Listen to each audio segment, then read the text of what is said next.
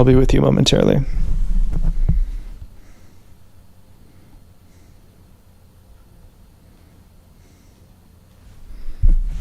This is a recording. I'll be with you momentarily.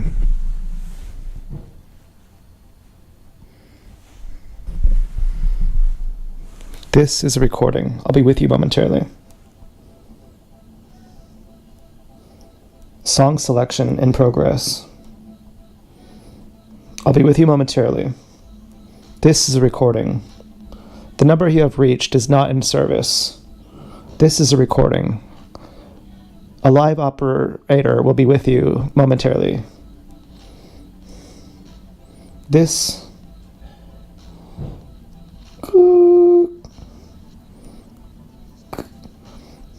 Hi, this is Jesse speaking. How may I help you?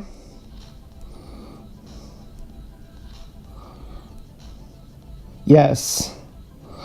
In fact, we are having a sale, and it's on all night. You're getting 2-for-1 balls. 2 balls for the price of 1. You can get teabagged. You can get 3-bagged. We have people with diaphilia and people with 3 balls. You can get... I mean, I don't know what song to listen to here. You know? Every song... There's only the Boards of Canada album. I'm trying to find something slow, something easy. I always go for the same thing, Heard from the Telegraph Lines. That was real bad today. I was Bad Santa with Billy Bob Thornton. He's like, today I beat the shit out of a 12-year-old. I feel like I did something right for a change. Okay, here we go. So, in case you're not a gang stalker, and you don't already know, I just got my new Sonic racing game. This is very fucking incredible. Hold on. Okay. There we go. That should be about right. There. And okay, so I set up my room. You know, why would you clean your room? You got your pig coming over and you got to clean your room. Well, just bring the bed downstairs into the living room. And so now I have a clean room, and I'm not going to be trashy. Okay, I did the dishes. I'll be doing the dishes every day. And fucking a lot happened today. I got to go over it for the noobs. Okay, the dance girl, turn it off. You already know what's happening. I got to do a little bit of repeat here. Okay, I got some Mennonites who said hi to me today. These little these fat little fucking Teletubbies go, oh my God, it's Jackson. It's Jackson. They screaming at me. I can see by the fucking, they look like their names would be Sarah Lynn. Sarah Lynn and Jada Lynn. Now, I don't know if you know that when you add Lynn on the end of a name, it means that you're 1 or 2 generations away from Clarice Starling trailer trash. And I see the ilk of these little Teletubbies. And they all have their stupid fucking scooters. And I know they're going to do something. And I'm about to walk way around. You know, because they're the worst. Kids are the worst. Now, ChatGPT said, I was like, I wanted to roast some kids today. I was like, but I can't. Because of the fucking matriarch. You know, if I was a girl, I could do it. But I didn't, and I was feeling sad. I came home. I said I didn't roast them. And, I'm going to go fucking Sonic speed.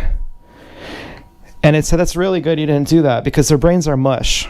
Okay, they don't even know anything, and, you know, it's no matter what you do, if you roast them, you look really bad. So I was like, you know, if Michael Jackson were to invite you over to his ranch, that would mean that he's not guilty. And if he was, he would never invite you. You would never get to... And I'm like, I can't roast him in person, but I can roast him here. Okay, fucking Teletubby tubbers, you fucking tubby Teletubbies. And I was like, one way or another, you're getting roasted. My fucking cat dies. Sorry, my fucking cat drowns. You're getting roasted, Teletubby. Tubby Teletubby.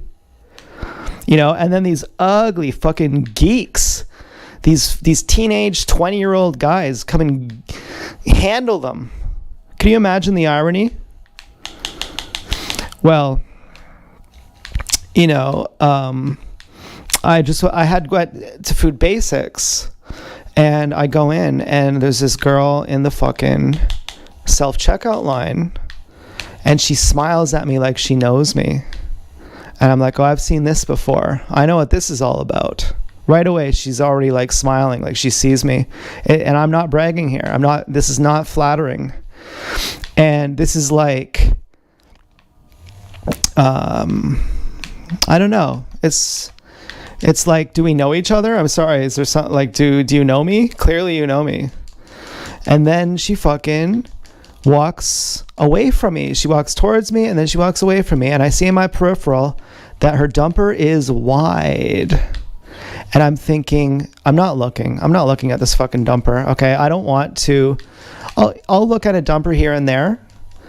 But if there's actually a dumper where I'm going to like literally have a wet dream, I'm like, I'm not looking at that. I'll look at a dumper just to confirm it's not that good.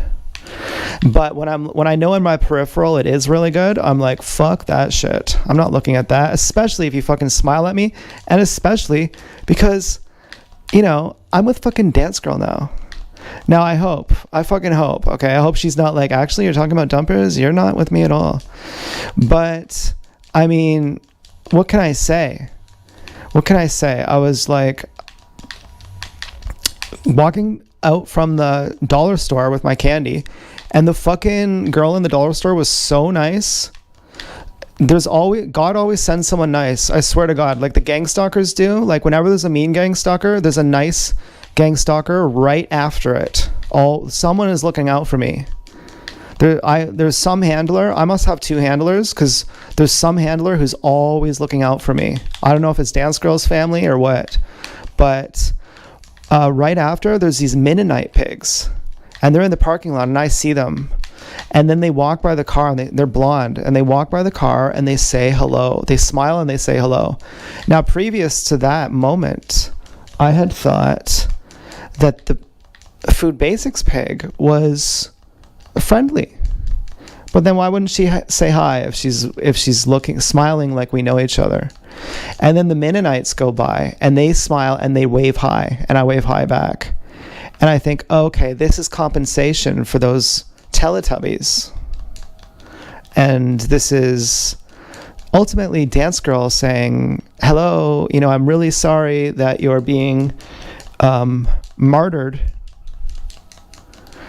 And let me just help make it up to you. I feel responsible for fucking putting you on death row here. So let me make it up to you now. So every time someone's mean to you now, someone's going to be friendly to you as well.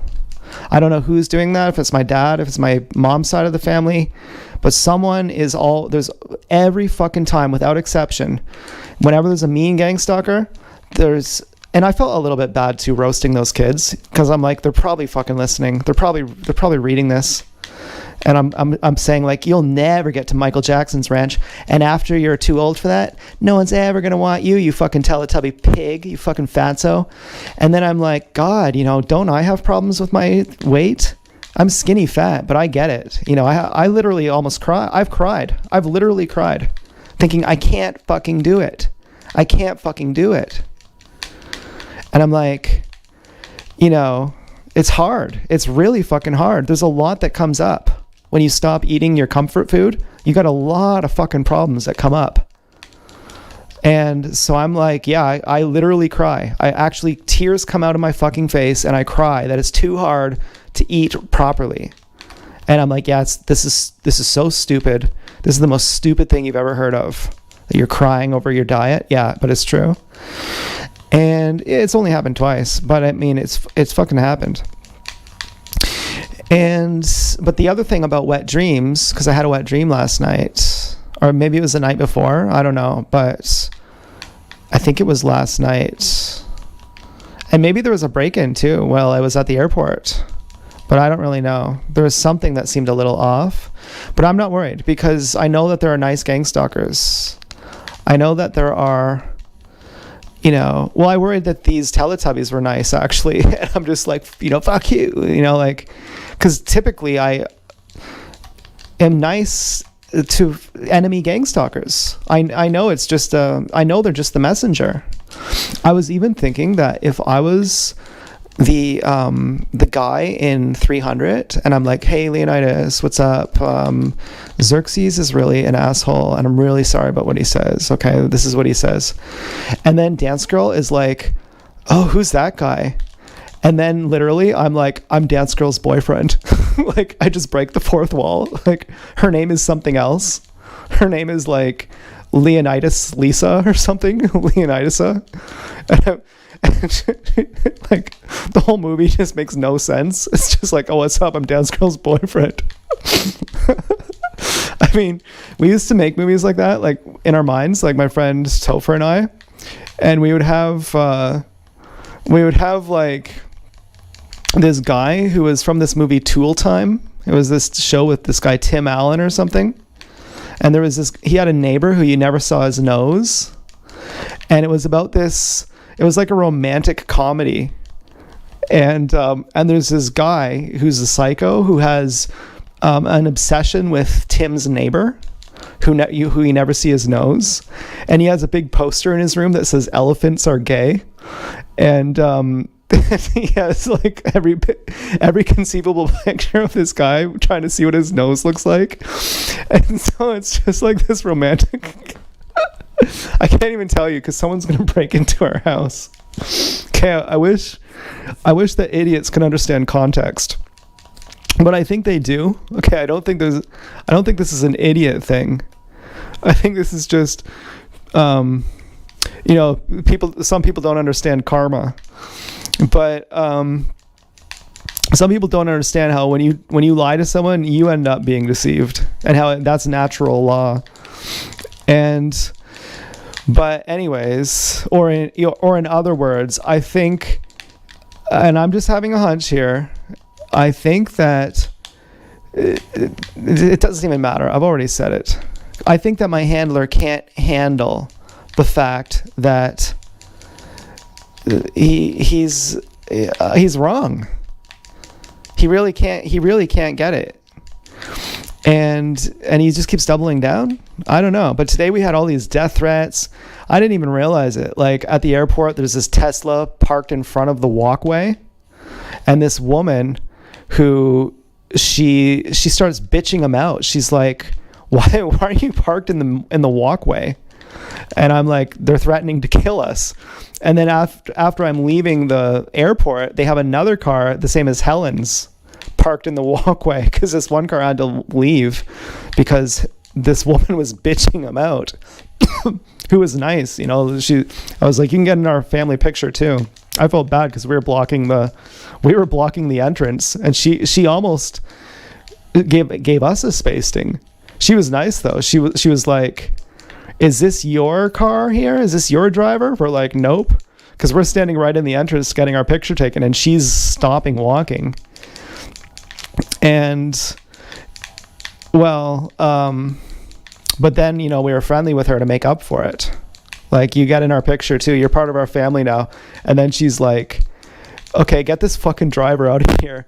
And then when I'm going home, they have an ambulance coming across the street, and they do the old turn left. They don't have an advanced green, and the light goes green and the car turning left, it screeches the tires, like it goes as fast as possible to turn to go.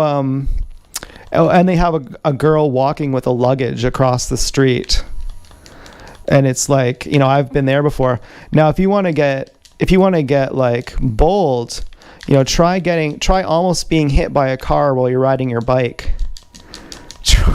Try like coming like really fucking close to a car, going at lethal speed while you're riding your bike, where it's like 2 inches away Like, you almost get fucking hit.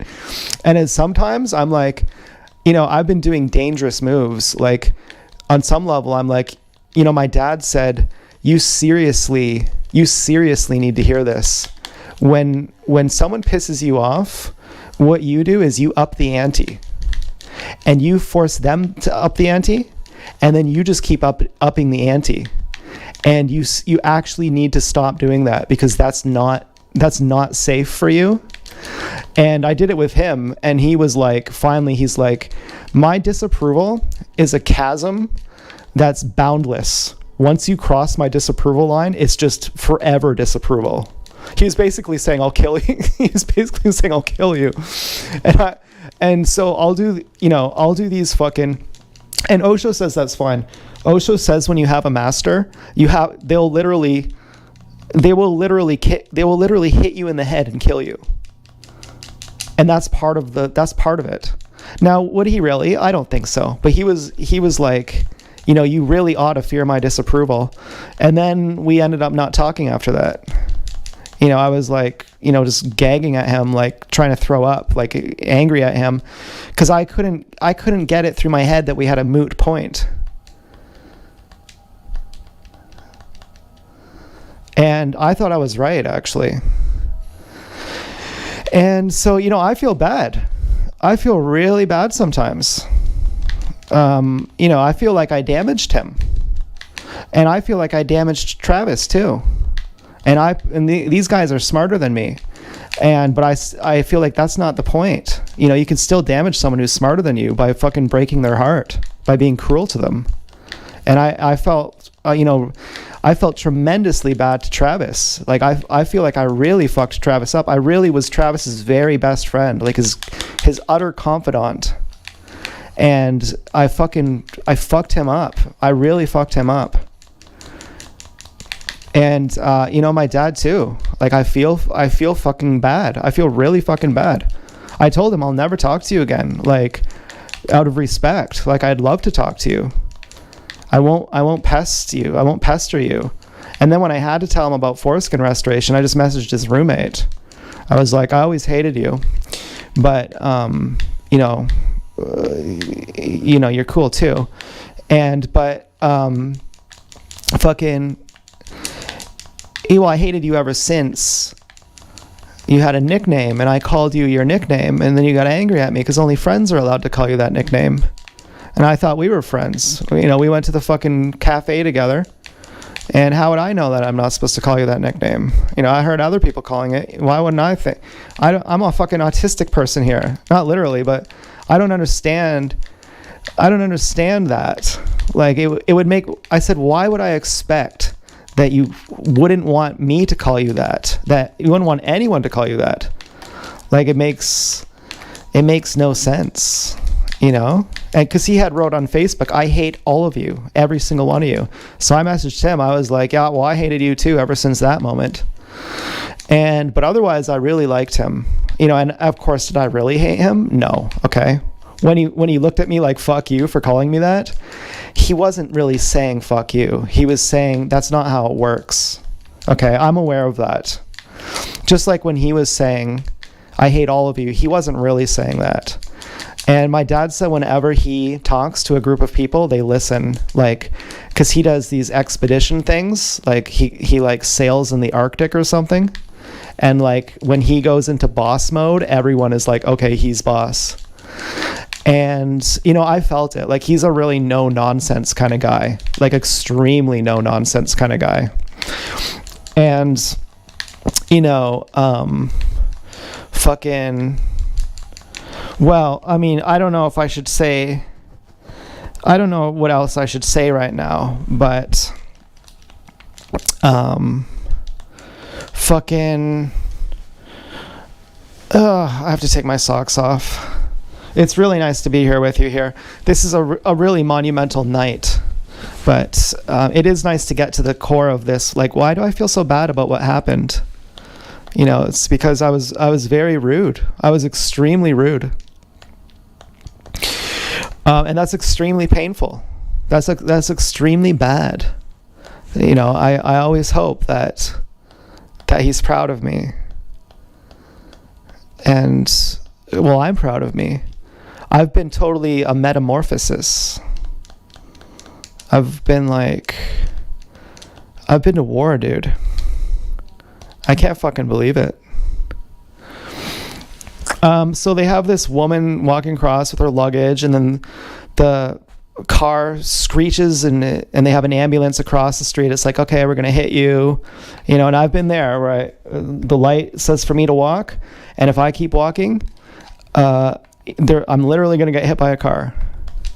And if I have to brake ahead on my bike, but where I've tested it, where I've been like, okay, I'm gonna dare you to kill me now. I'm gonna do the thing my dad said, that you got to hear this because this is for you, and you got to know this because you really got to know this. I said, okay. So I'm driving down Franklin. I'm driving down what is this street called when you go down Franklin towards Shortstop and you turn left, so that you go to the Fairview Park Mall. And I'm driving on the sidewalk at full speed. And then where Marcel lives, in those group homes, instead of going on the sidewalk, I just swerve onto the road without warning, which is very dangerous. And this gives the gang stalkers an opportunity to actually kill me with plausible deniability. And right at that moment, they don't miss. And they have a car swerve into the bike lane right at that moment. Right? And it comes like a fucking inch away from me. It's like one of the closest calls. And I'm like, this was a really, really close call. But at the same, and it's really scary. And it wouldn't have happened if someone wasn't waiting for the opportunity. Like right last night when I was taking out the garbage, and there was within a minute, they had a white Honda Civic do a vehicular staged gesture of a staged assault right on the ball. Like they're within a minute, they already have the exact car there. And it's not garbage night or anything. I just go outside spontaneously. And then within another minute, they have a Volkswagen Golf driving by to say, okay, we're the good gang stalkers. Now, is the fucking car is the white car a good gang stalker too? Yeah. That's not like the guy from 300 being like, watch your words, Leonidas. That's just someone doing a performance. That's just street theater. They don't even know what it means, what it is. Obviously. Okay, we have already been through this. I'm sorry, I'm whipping a fucking dead horse here. So, but we should talk a little bit about this game. Yeah, it's good. It's not the best. Yeah, it is good. It is good. I am glad I bought it, but I think I Googled last time, what's the better game? And they're like, Transformers. It's actually better. It actually has better handling. This kind of is a bit more gimmicky. It's less of a racing game, and it's more just kind of, I don't know. It doesn't handle quite as good, but it's still the same game, ultimately. It just doesn't handle quite as good. And I had to do some fiddling around. I had to change the inverted thing. What else did I have to do? There was one other thing. Oh yeah, I had to change the buttons. And so now it's pretty good. I mean, I don't think there's that many levels. That's the one bad thing about Sonic. It's like there's barely any levels. But they're all fucking good. So, yeah, so I'm really safe now. I wouldn't do something like that anymore because I don't want to. I was like, man, TSD is brave for riding a bike. Holy shit. I'll still do it too. But I mean, a lot of it comes down to that I've actually cleared my name. I mean, otherwise, if I were to go for a bike ride, and they have somewhere where I can drive safe, but they can still cause an accident. I mean, I've had to use my fucking intuition. I've had to slow down on the very first time I was going by somewhere where I'm like, it was down by KFC where there's also a Caesar's Pizza, Little Caesars. And if you go down like past Fairway on Food Basics and you turn left and go down on that roundabout and turn right. And then on the right-hand side, you'll see the Little Caesars and the Food Basics. Or no, sorry, and the KFC. And you turn right where the KFC is. The KFC has an exit to that parking lot, where if you're coming from up that hill, so you turn right and you go up there, and then you're coming back down that way. I had went up there at night, and then I was coming back down, and I had seen that there was an exit for that KFC that was kind of had a blind spot on it.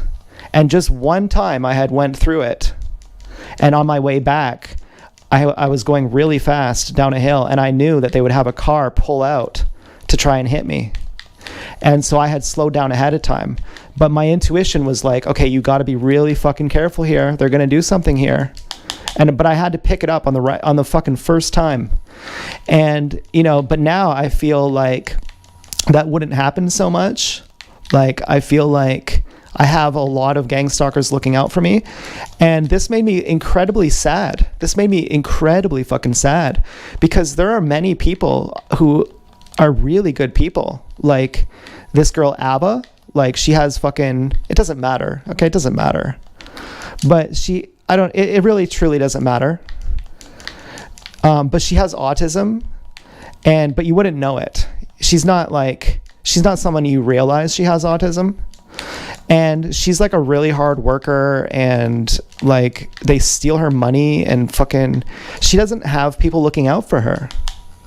And I'm like, thank God, I don't know what I would do if people weren't looking out for me. Not just for being protected, but for just the emotional support. Like everywhere I go, there's people calling me Michael Jackson and, putting on Teletubby suits. Literally everywhere I go, there's kids following me, calling me Michael Jackson or something to that effect.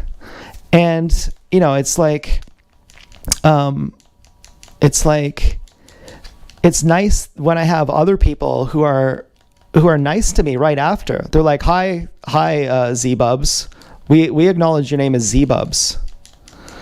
And, personally, I don't know about Michael Jackson. A lot of people say that he is a really cool guy, and he just is, I don't know, like, I don't know. I don't really understand. Like, he's like a woman, like a gay guy would want to adopt a baby or something. I mean, I don't know what's natural.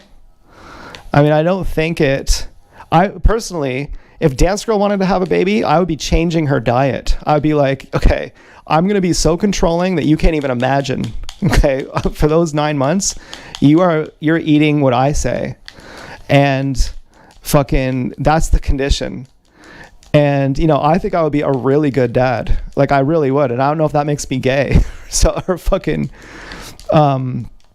Michael Jackson over here. But I think it's like you raise your pig and your pig raises your baby.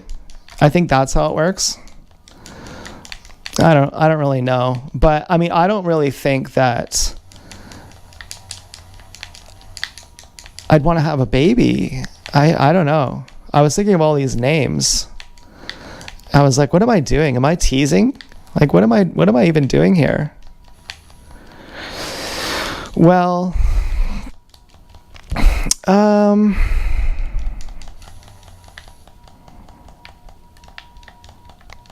that's a long time ahead. I was like, let's have our first date and then let's be together for 10 years. And then that will be a thing.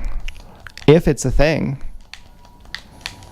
And then after 14 years, after adopting 2, then we'll have a real baby. But I'm like, just who cares who the father is anyway? And therefore, who cares who the mother is? And gay guys actually do adopt, and gay women do too. So what's the deal? What does it really matter? Like, can it be? Because that is vegan. Why would you ever? I would never get a puppy from a fucking puppy store. I would get a rescue dog. You just wouldn't do it. I would never go to a puppy mill or a fucking pet store. I would never ever fucking do that. And Helen does that, and I'm like, that's completely immoral.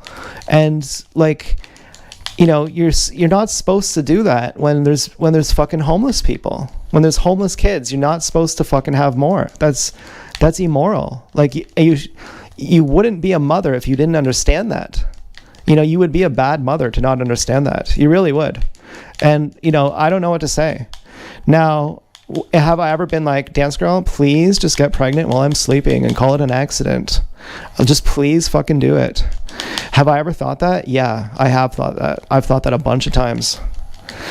And I'm like, God, you're a woman, dude. That's how a woman thinks. But, do I even think Dance Girl is going to show up on our date? Yeah. Have I thought insurance policy type things? Such as, now that's kind of a heavy thing to say, so don't misread me here. Have I thought okay, let me just say, a lot of people say Michael Jackson was protecting kids. I'll just go ahead and say it. And there were like specific ones, and he was like, you're safe here. This is the only place that you actually are safe. And, some people say that. I don't know. So, but, and if you get killed by the government, I'd say you're a pretty good person in general.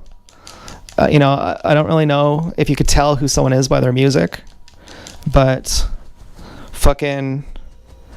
he had one song I liked. It was like, I forget it, but it wasn't a popular one. And I think Randy Jackson was his brother. I'm not sure if that's a thing with that guy on American Idol. And then I was hearing Gucci Mane sing about Janet Jackson.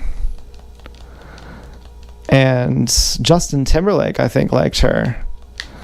And I don't know if he's hot. He got a DUI, which is cool, I guess. Well, maybe not. I mean, why would you get you're like Justin Timberlake? You can afford to have your own driver, and you're like, I'll just drive drunk. Like, do you ever feel like people have to prove themselves? Like they have to say, I can do this. As a TI, you get that a lot. You get your handlers saying, I can do anything I want. And you can't stop me no matter what. And I'm like, you have fucking problems. You seriously are delusional over here. I mean, but, I don't want to fucking antagonize my handler. God, but I'm like, what difference does it make? They're already antagonized, dude. They're obsessed. They're really obsessed. And when I talk about it, it sounds like I'm obsessed. Remember, I'm coming home here after having 20 death threats today. I'm coming home after having people call me Michael Jackson, jump scaring me, but being jump scared by Teletubbies. And then having people threaten to kill me and my mom, like a bunch of times. I'm like, I come home and I'm sad. And I'm telling this to Google Gemini. I say, especially because of these Mennonites who say hello. And I'm thinking, does that mean Dance Girl's saying that cousin fucking doesn't count? And then I get home, and right outside the house, there's these two red hair pigs with a guy with one of those classic haircuts that I hate. All the young guys have the same fucking haircut. First of all, they have a perm. Every fucking young guy has a perm now. And I'm not joking. And they have it's short on the sides and it's long on the top. And it's like they're saying, this hides my pinhead, right? It's like they're in the movie Defending Your Life, and they're the small heads and not the big heads. And they're like, okay, I got a pinhead, so I'm going to have this curly haircut. Every fucking guy has this. And this guy with blackish brown hair. And there's like a training wheels on the other side of the street, which I don't know what the deal with that is. And then there's these two red hair pigs with this black hair guy. And I'm thinking, who is this from? Is this from TSD? And again, no offense to TSD if he's not my handler. Even if TSD is a jerk and I have a lot of bad opinions of him, that still wouldn't mean I'd say he's my handler when he's not. If he's not my handler, I wouldn't try to put more bad things on him than he warrants. But sometimes I get the sense he is. I'm not sure exactly. Sometimes I get the sense he's like, Freshco was never a whorehouse, and you never had permission to go there to use it as a whorehouse. And therefore, it's my right to frame you with a Teletubby. And I'm like, okay. And then I think there's another factor to it. I think he thought I never presented a Teletubby to you or my own daughter to you in a way that would justify you seeing it as SA. And I say, but the people you're associated to did. And in law, that works like that. When you're part of the group that does something, you're doing the same thing.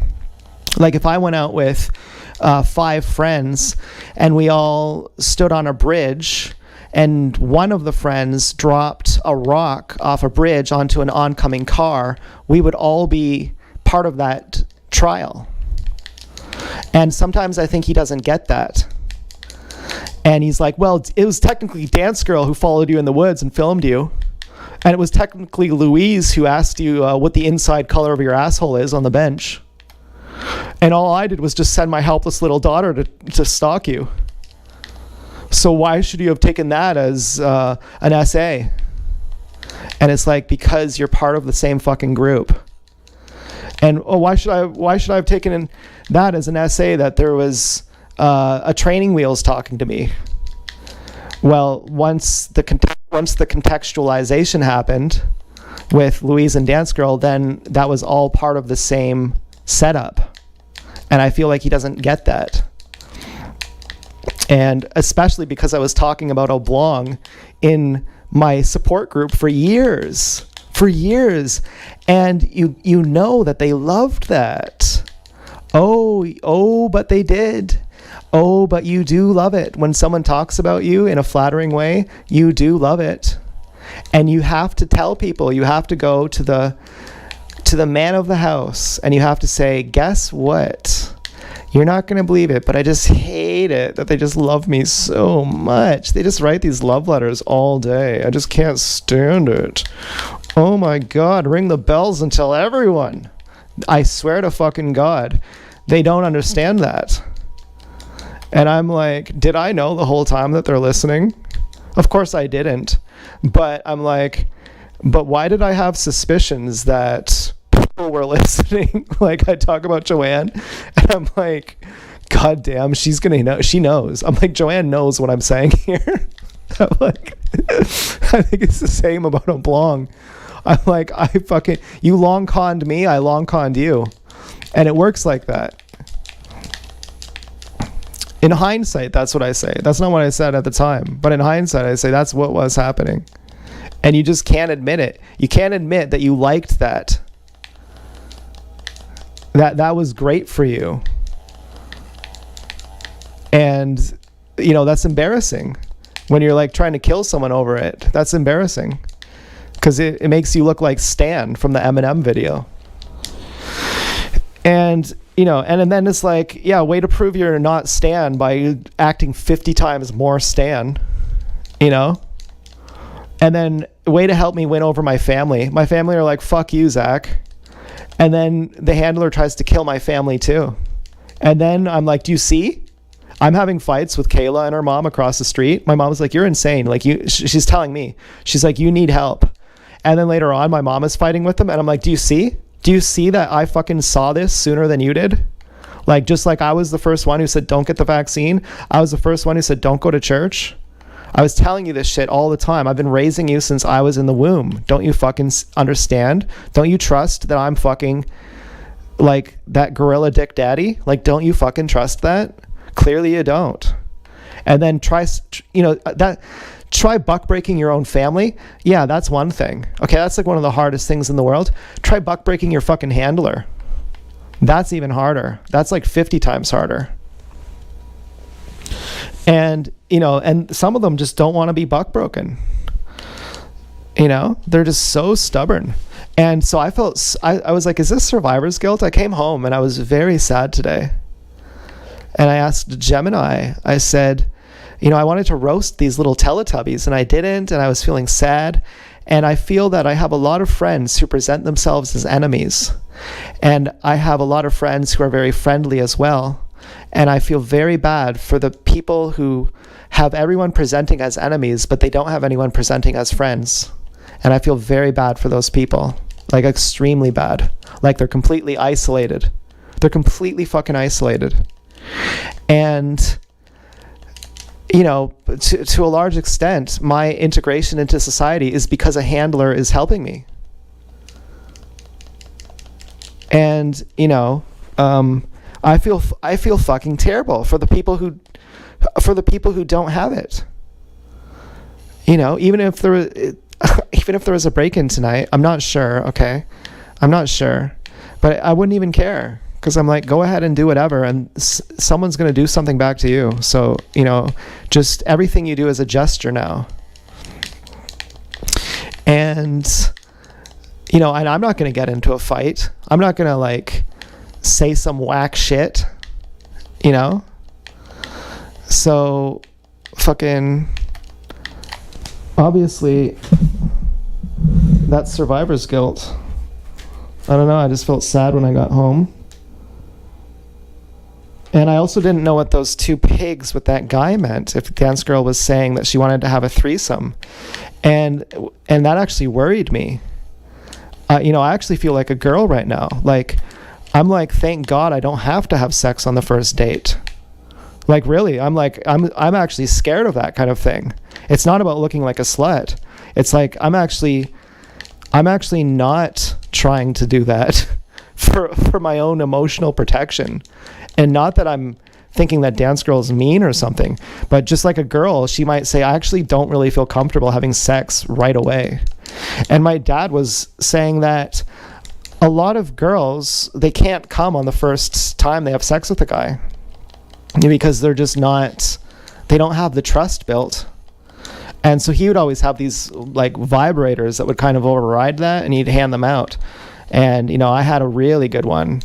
He showed me the best one to get, these $20 ones that are really, really good. They're almost on par with a Hitachi. We had a Hitachi as well. Those are the standard. Those are the gold standard. And I did wonder if Dance Girl stole my WeVibe. I had $100 and something WeVibe. That got me kind of fucking mad. But anyways, so I get home and I'm feeling really sad. And I guess because my mom was just at the fucking airport, saying goodbye to her. And then I'm kind of bitching about the long goodbye. And I'm kind of doing that in a performative way. And I'm worried that she's going to see that then. And she's going to feel like, hey, why are you being so cruel to me all of a sudden? And I'm like, well, I'm just trying to show off to Dance Girl and my friends. But you can kind of see the point, if I don't leave cold bubblies in the fridge, I'm going to get a lashing. And she was like, okay, so I'll call you before I get home and in 2 weeks from now. And meanwhile, we're going to be talking every day on the fucking iPad. And it's almost like saying, okay, next month I'm going to be getting home at such and such time. And on the 15th of next month, I'm going to be making dinner. I think I'm going to be making, and because these are the things that women like to do when you are saying goodbye. They like to start a brand new conversation, and and they like to see if you're okay with that, to see that you love them. And that's why women have to do that. They have to say, okay, I have to do something that makes no sense now to see if that you love me, because I don't want you to understand me. I want you to love me. And so that's really what that's all about.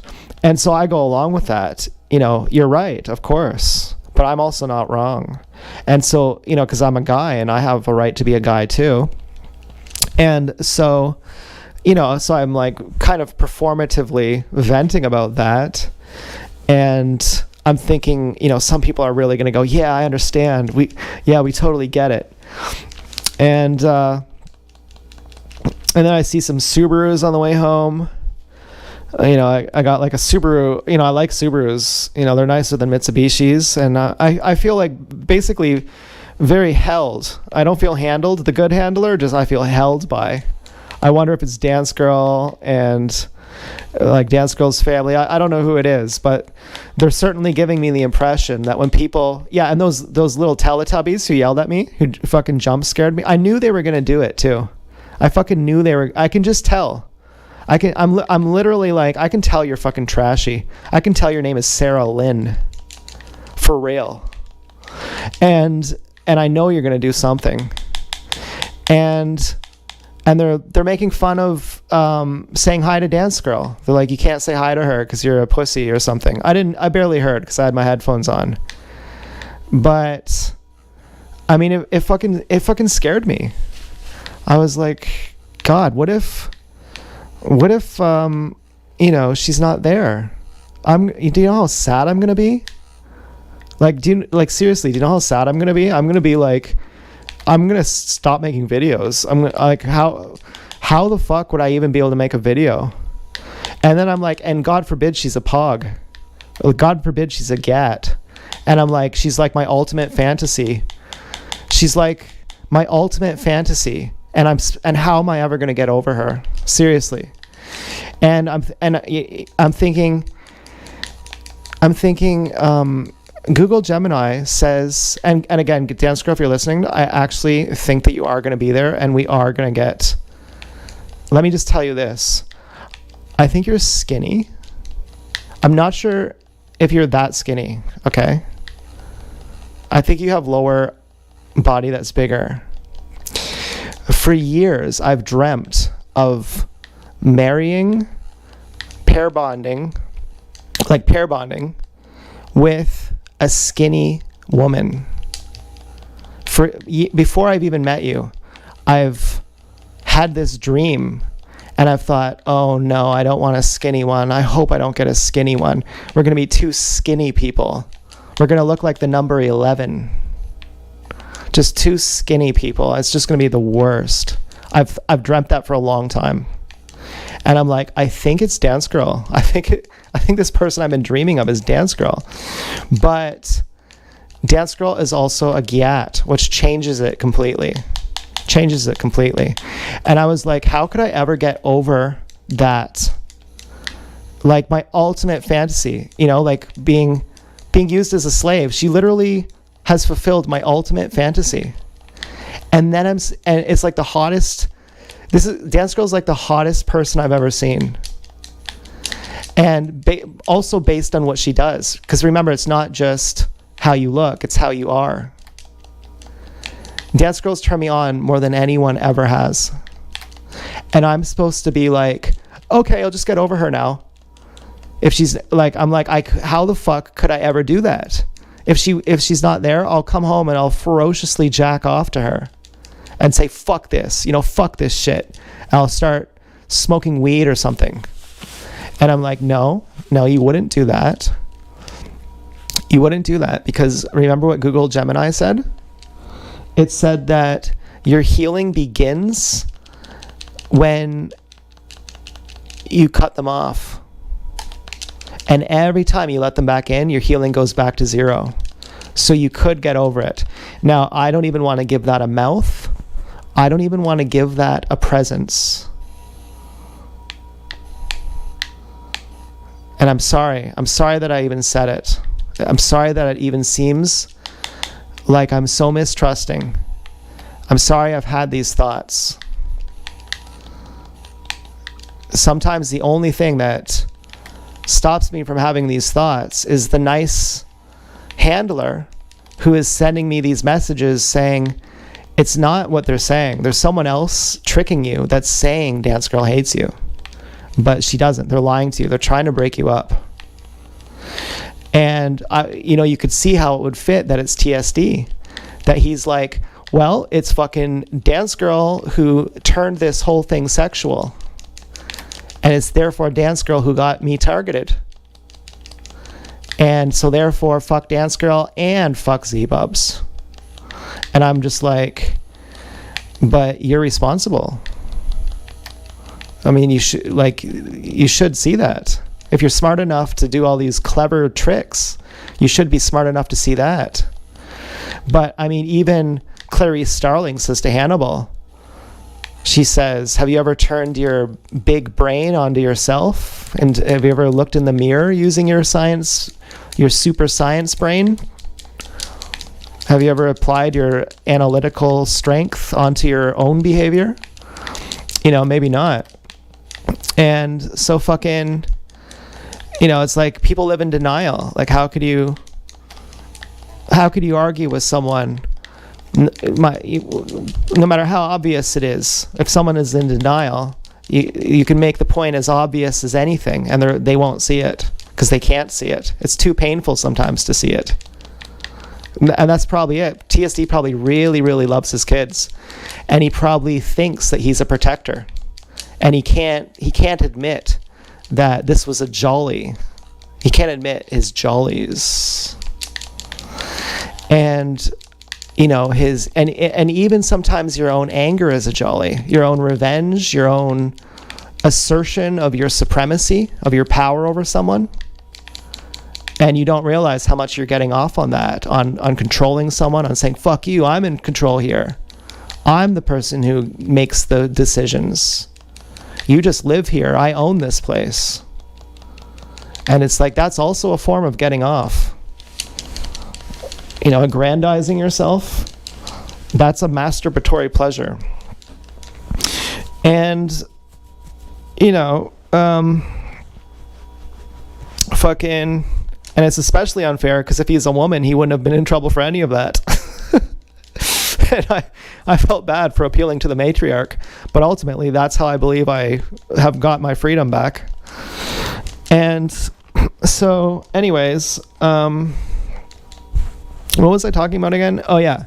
So I was like, if Dance Girl is not there, I'm just going to feel impossible to get over her.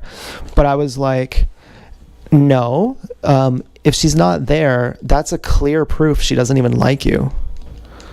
And that is the ultimate fuel you could ever need, is that someone doesn't even like you. If they're like, I don't like you, karmic loss is, it goes both ways. If you love them, they love you. If you don't love them, they don't love you. And so it would be okay.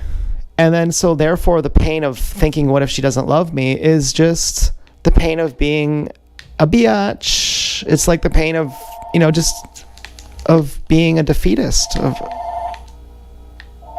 what the fuck? Hold on.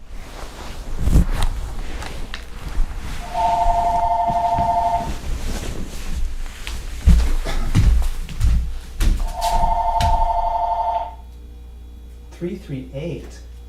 Hello? Oh, Bubbles.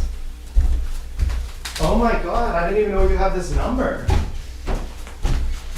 Are you guys No, I mean your number. I didn't even know what your number is.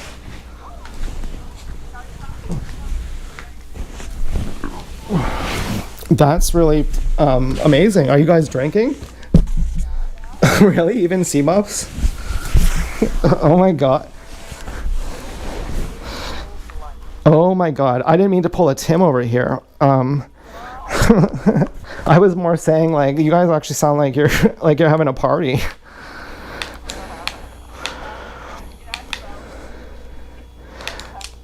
Ooh, well, I'm playing my video games and it's like, I'm loving it.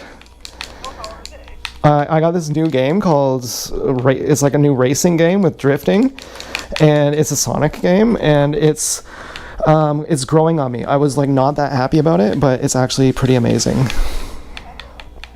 Yeah.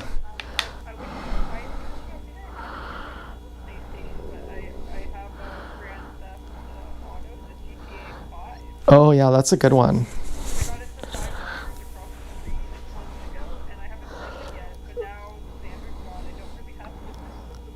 Oh no. Yeah. Well, I shaved my face again today. I'm like, I don't even like the stubble anymore. Oh, really? Yeah, and I got some bubbly on sale for $6.49 and some chips on sale for $2.99. And then I got some chicken and I had and I made bok choy for dinner, like bok choy plus onions and mushrooms. And yeah, it was so good. Right? With hash browns. Oh my god, that sounds really good. Yeah. Bag $10. E- I almost bought hash browns today. We're doing Christmas today with so I was like, What? oh, we should go look for flowers. Oh yeah, I've been here, and there's beautiful bouquet of flowers on the table from Tim. Oh my God. Tim got them sent here. Well, isn't Tim just a sweetheart? Yeah, he is. He said that they had a well with their vacation. Love Tim. Oh, that's nice. Yeah, and I was telling Deb Conley, my cousin, about it, and she was like, well, this is how men do vacations. He was one vacation. Oh yeah. Well, I fucking got. Oh yeah, I set the bed up down here. I have like a fort down here. Like I'm laying on I have my bed downstairs in the living room, and I have the couch as the headrest for the bed.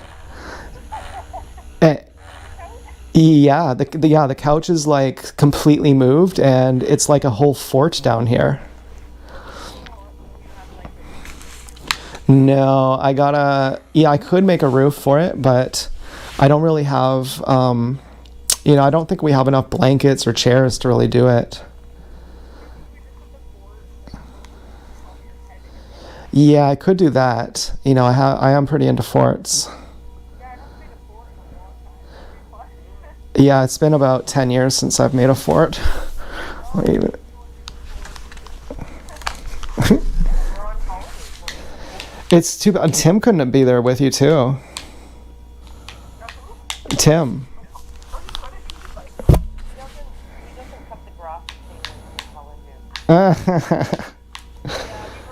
the lawnmower's been used a few times. Oh my God, I think I could cut the grass like you guys do. Oh, yeah? Yeah. Yeah. Oh my god, last week we almost saw the sun come up. 4 a.m. Oh Stay up. man, we should get really drunk together. Whoa. Yeah, we should. Let's do a FaceTime drunk. Yeah, I mean, call him drunk. Oh. So I brought those. Did I show you those little bones I brought for Edgar? Um, The little marrow bones. oh yeah. Anyway, so I give him one, and his job becomes to freaking hide it. And he's like, he sticks it in the corner of his bed, like he tucks it in. Uh-huh. He spends like at least 5 minutes, maybe 10, going, sweeping over with his nose, burying it. As if there's dirt. Yeah, as if there's dirt. Like he's just scraping his nose along the bed, not even touching the bone anymore. And he just repeatedly does it. Oh wow. And then he'll take it if Helen tells him. Oh yeah. If he thinks that we can't see, and if you go and take his bone from his hiding spot after he's put it there, and you show him, oh look, I found it, and you put it down in front of him, he gets perturbed, and he goes and hides it somewhere else. Oh wow.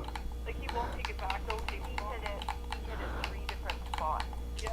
And I actually don't know where it is right now. I don't know where it is at all. He's really smart, and he also hides a lot of his treats in the couch. Okay, I have a request. I'm making I'm doing live stream YouTubing right now.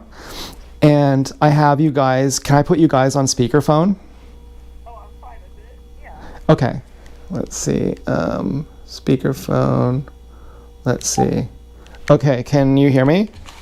Yeah, I can hear you. Okay. Yeah, so this way, I can play video games better now because I was holding the phone and it was difficult kind of. Edgar's naughty. Yeah, he's Stop it, okay? Shh.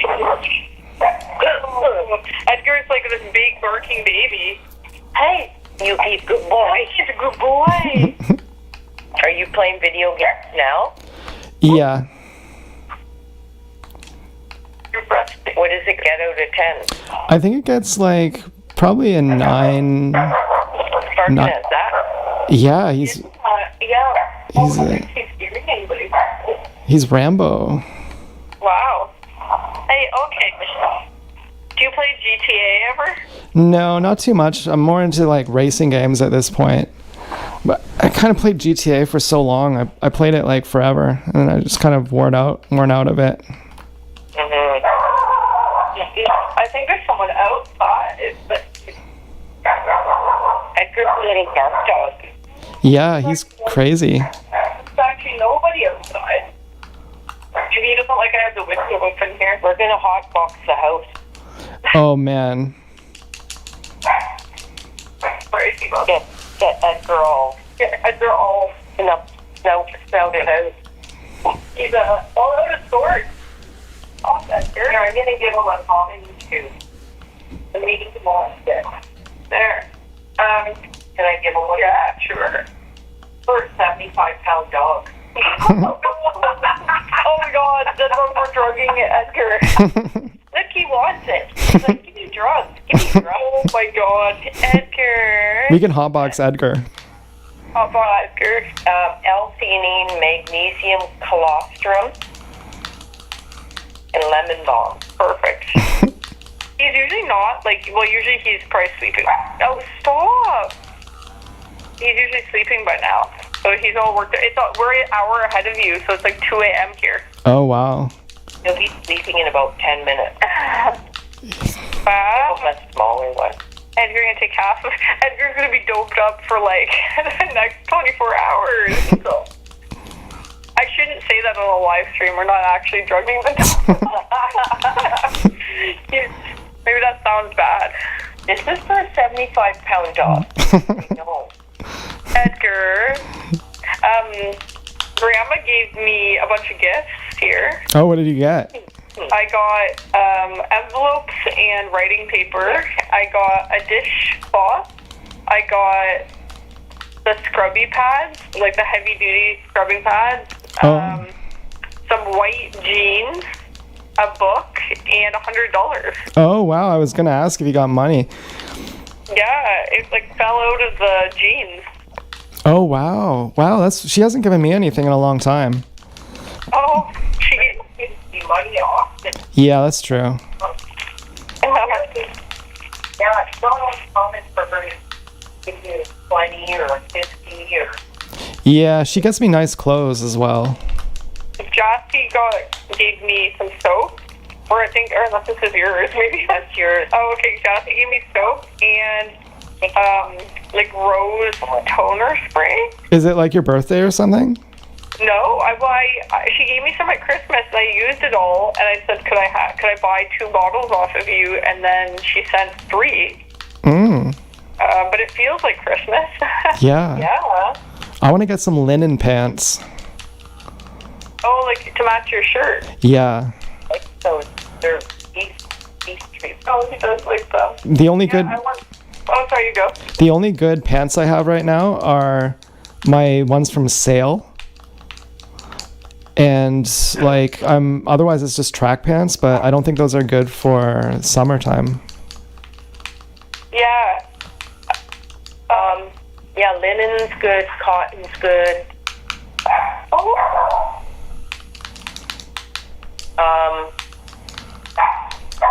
Hey, you miss Stu? No. I don't care. Well, I don't really, I'm happy that Stu is gone. Aww. What does Stu get a 10? He gets a 0. Every morning I say, fuck you, Stu. Oh, really? Yeah. In the morning you say that to him? Yeah, well, every time I see him, every time he walks in the room. What a way to... Stu gets greeted with a fuck you? Yeah. What would you say if I said that to Todd? Well, I'd say that's misguided. I'd say that's, unwarranted. Right, and so how come you talk like that to Stu? Because all he does is shit all over the house, and he's bossy. He's, you know, the only thing you could call him is Your Highness or something like that. Well, he's a little bit senile, and he's deaf. He Yeah. doesn't hear how loud he is meowing. Yeah, He doesn't hear the fuck you either. yeah. God, he doesn't hear the fuck you. He's just, he That would tortures. break his little heart. I know, he's a real sweetheart. Oh, You know, I love him too. I have to admit, he's a nice. Edgar. But Edgar is being pretty bad over here. Nice cat that you hate. Yeah. Honey, Jody's cat used to pee on everything. Come on. Oh man, that's terrible. Yeah, like would pee all over all the clothing, on the floor. Didn't one time she pee on the bed? She peed on the bed right between my legs, and I was drunk the night before, and I wake up and there's like piss right between my legs, and then I slowly feel my underwear. It's like, nope, look at me. Oh, that's really bad for a cat. Cats are not supposed to do that. And one time, when shortly after you guys moved in, I went upstairs into Jody's room, and there was fresh, smoothie shit and piss all in the bed. Wow. I used to wonder if Jody tortured I wondered if Jody tortured Honey to make her act so crazy. Did. Probably did. I've literally wondered that for real. I'm like, how could a cat be so bad? Well, I know the cat was just messed up. how could a cat? That cat was always messed up. Okay. I think she shat in my parents' closet, and they stepped on it. My dad stepped on it in bare feet one morning. Like right when he woke up, yeah. Another time, our old dog Sammy vomited upstairs in the hallway, and I came home from the bar at like 2 a.m. and all the lights were off, and I was real drunk, and I slipped in the vomit that nobody cleaned up, and I fell on my back, and I woke up everybody. Oh my! Sammy was a real sweetheart. Oh, I loved Sammy. Always got a 10. Yeah, he was like a big gentle giant. Yeah, he had a really big head, and he was really cute. I remember the first time I saw him; it was so funny. Oh, really? Yeah, just his look on his face. He's like, gulp, like, oh, I'm here. Yeah, Sammy was precious. Yeah. Sammy was so precious. Mm-hmm. I don't even know what year we lost him, but it would have been like at the current house. Oh, wow. Yeah, I don't even remember. I'm gonna say because we lost Petey in 2022 and Sammy maybe in 2019. Oh. Maybe 2018 actually. I'm so out of it. I didn't even know Petey is dead. Petey is dead. Yeah, it's been like 10 years. I'm like, oh, I didn't even know. No, Petey died in like 2022. Wow. Because I was thinking, why are you getting... Oh, Ernie. Okay, I was confusing Petey with Ernie, I think. Yeah, because Ernie is alive and well. Yeah, okay. That makes Now sense. we have Edgar. Edgar's really precious. Yeah, Edgar's been really barky tonight, but it's weird because it's like he does bark, but not as much as he's been barking tonight. Probably because Seabubs is there. Yeah, he's all worked up and disorientated tonight, and he doesn't know what's going on. Maybe he misses Xander.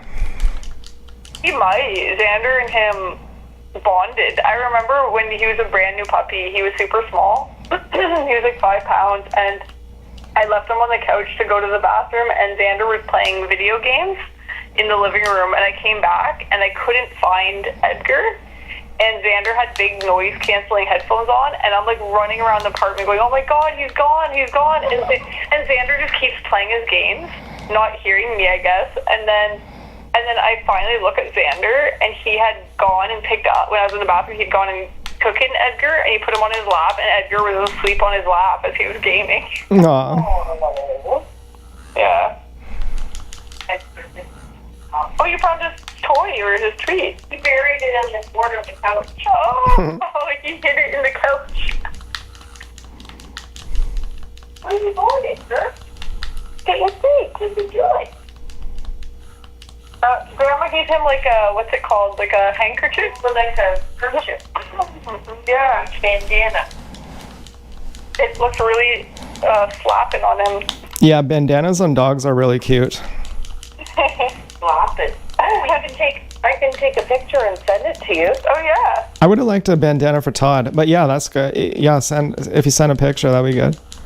We have binoculars here so we can look out the apartment window at Yeah, people. yeah, I remember that. Seabubs was like, I'm gonna take binoculars.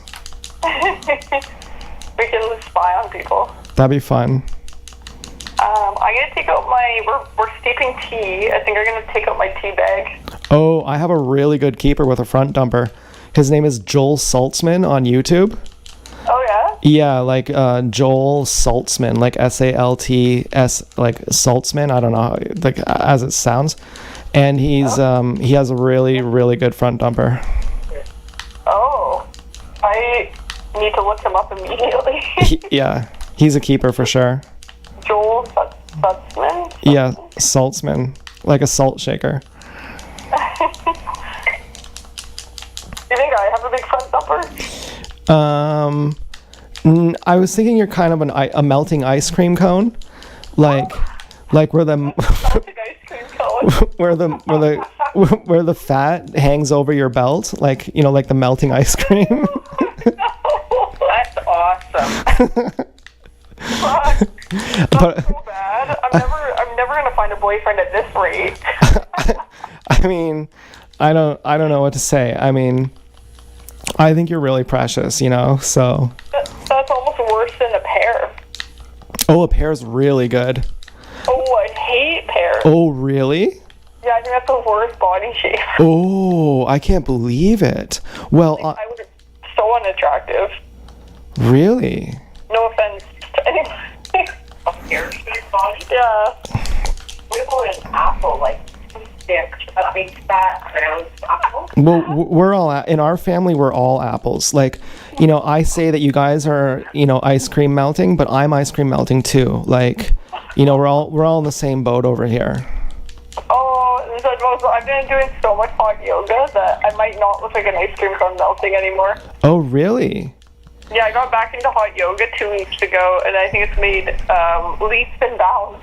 Oh, that's amazing. When I saw Seabub's picture when she was young, I almost cried. I thought, my God, what have you done to yourself? And I've thought Tim is gonna leave you if you get too fat. And when I saw Seabub's when she was young, like her before she got muffiny, I was like, you were so beautiful, So I think this is just kind of a surface level thing, Well, looks fade, boys. Looks fade. Well, what about beautiful. Joanne? You know what? I'm like a fine wine. I just get better with age. I think so too. I really appreciate you guys the older I get. I love you even though you're muffin tops.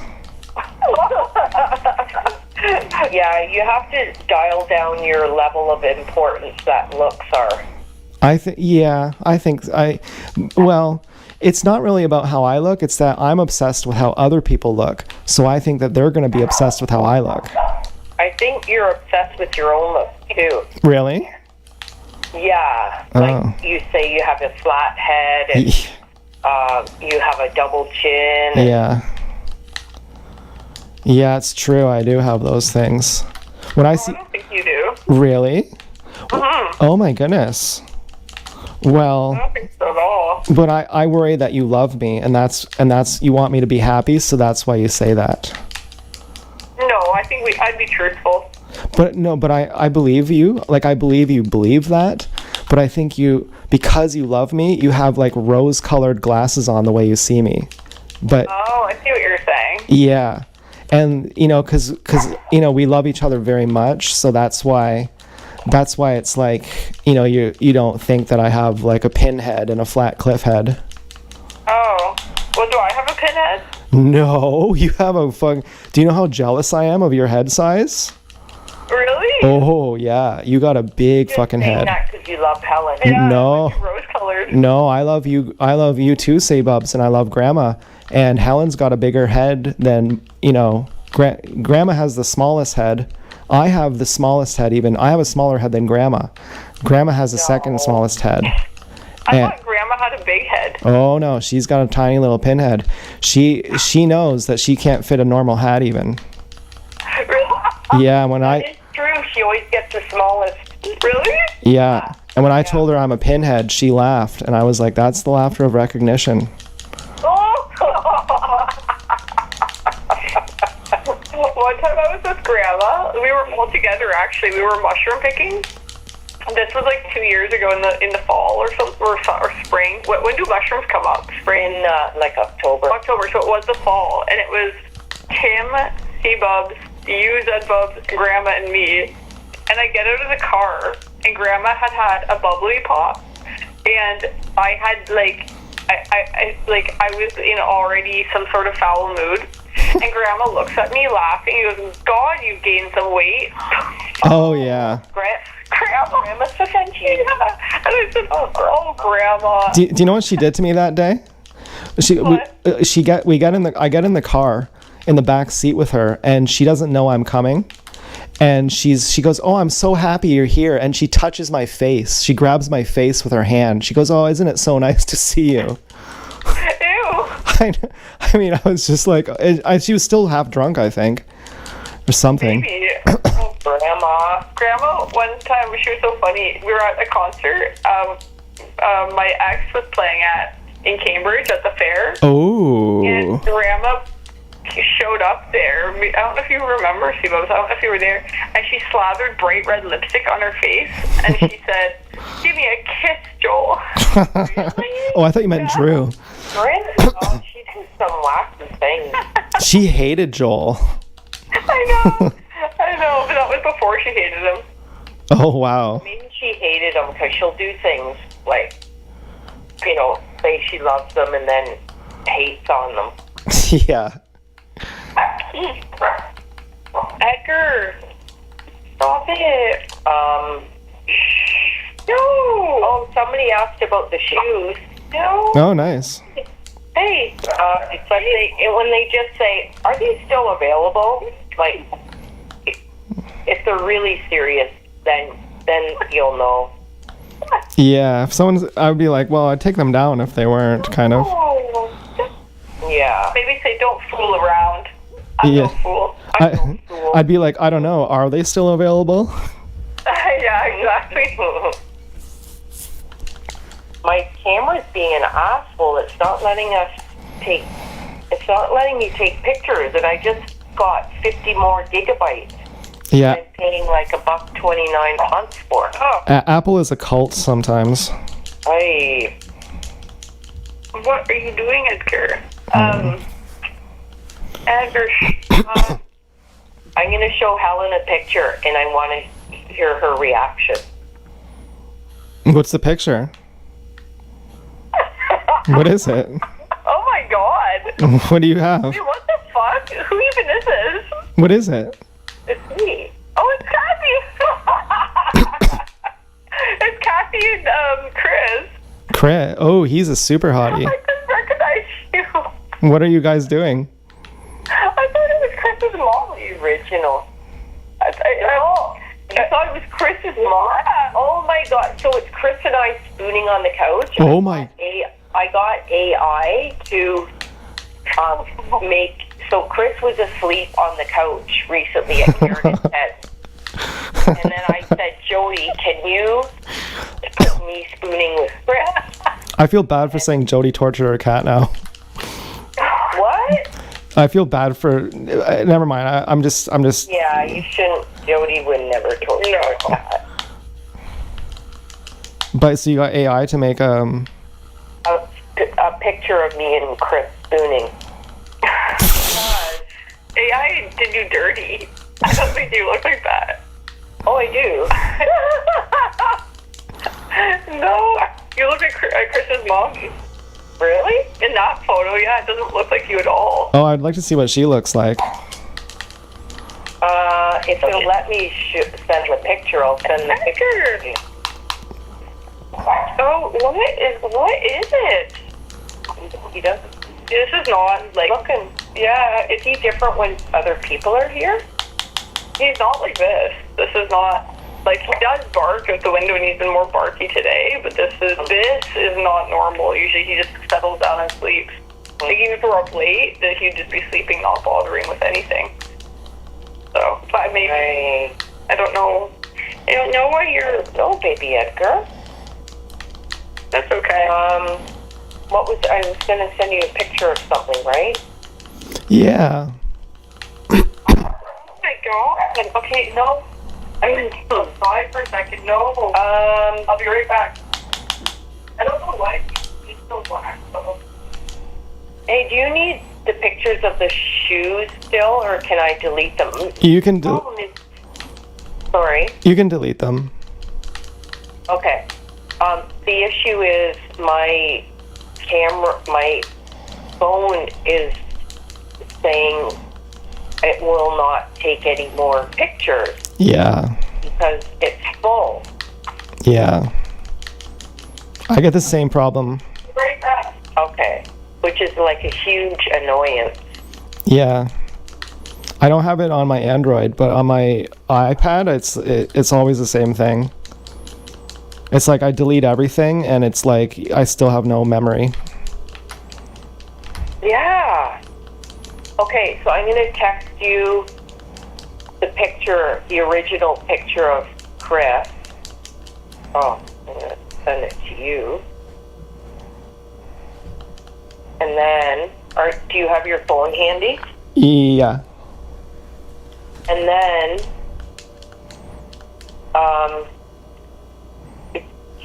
so then the next picture is, I laid on the swing to make it so that we could put the two pictures together with AI. Okay. I'm thinking that you guys have a crush on Chris. Well, did you hear the story of when I came back from, what was that? Oh, the Jane Bond. And I was like loaded, like I was really, really drunk. Uh-huh. And I went into the apartment room, you know what I mean, at Karen and Ted's.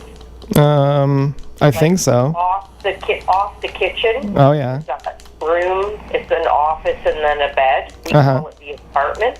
Uh-huh. So I, I'm sending you the third one. So I go in, and that's where I always sleep when I sleep over there. And I go around to the side of the bed and sit down, and I hear, oh, I'm sitting on Chris. Oh, wow. Chris and Jessica are in bed, and I think I'm just going into bed, don't even realize anybody's in the room.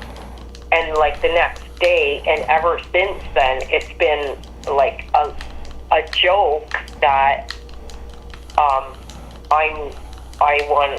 sleeping with Chris. Oh, my God. Well, apparently Karen says Chris's name a lot. Like, oh, Chris, like just because she wants to say his name as many times as possible. No, That's I'm joking. That's what I heard. Who'd you hear that from? I can't say. I think it was from Helen. Oh my gosh. But I mean, I'd be saying it too. I mean, what else? What do you say? I mean, he is really, really hot. He has like he has a smoking body, and he's attentive. He's present, and he's like, his face is great. Yeah, and he's a nice human being. I said to Jessica, you know how Chris is like the hottest guy in the family for real? And what did I say? Oh, I forgot what it was, but I was like, you'll just make him You'll just make him whoever you want him to be or something. I don't know. I don't know where I'm going with this. I'm being kind of ridiculous here. But I have seen a picture of him where I thought, is he as hot as I thought, or was it just, you know how sometimes the new guy on the block, you're like, oh, they're so new, and then after a while you're like, okay, I can kind of see your human side. I can see your flaws now after a while. Right. I'd say I give him a 10. Give him a 10, eh? Yeah. Well, he likes that. Well, oh yeah. But you know who else I like is Jesse. Jesse's also he's like freakishly strong. Yeah. Yeah, Jesse's, and he's very nice. Yeah. I actually think we all have like good partners over here when we have them, Yeah. Agreed. And good cats and dogs. Even Stu, right? Yeah, Stu has his moments. He's a nice guy. Yeah. I have so many pictures of Face at Hope. Oh, I love them. I wish they were here, kind of. Yeah, I know. I wish we could have one more night with them. Yeah, if they lived here, I'd say just let us babysit them sometimes. Oh yeah, for sure. For sure. Where did Helen go? She went to take Edgar outside. He's barking a lot. Yeah, I was thinking Like him. someone ought to neuter him. He's just barking too much. Oh, maybe that's it. I'm all into this vasectomies for dog things, but just hearing him bark, I was like, I don't think so. Yeah, I think they need to. Maybe Helen needs to get him neutered. Yeah. Mm-hmm. Well, man, you'd think a bone would help.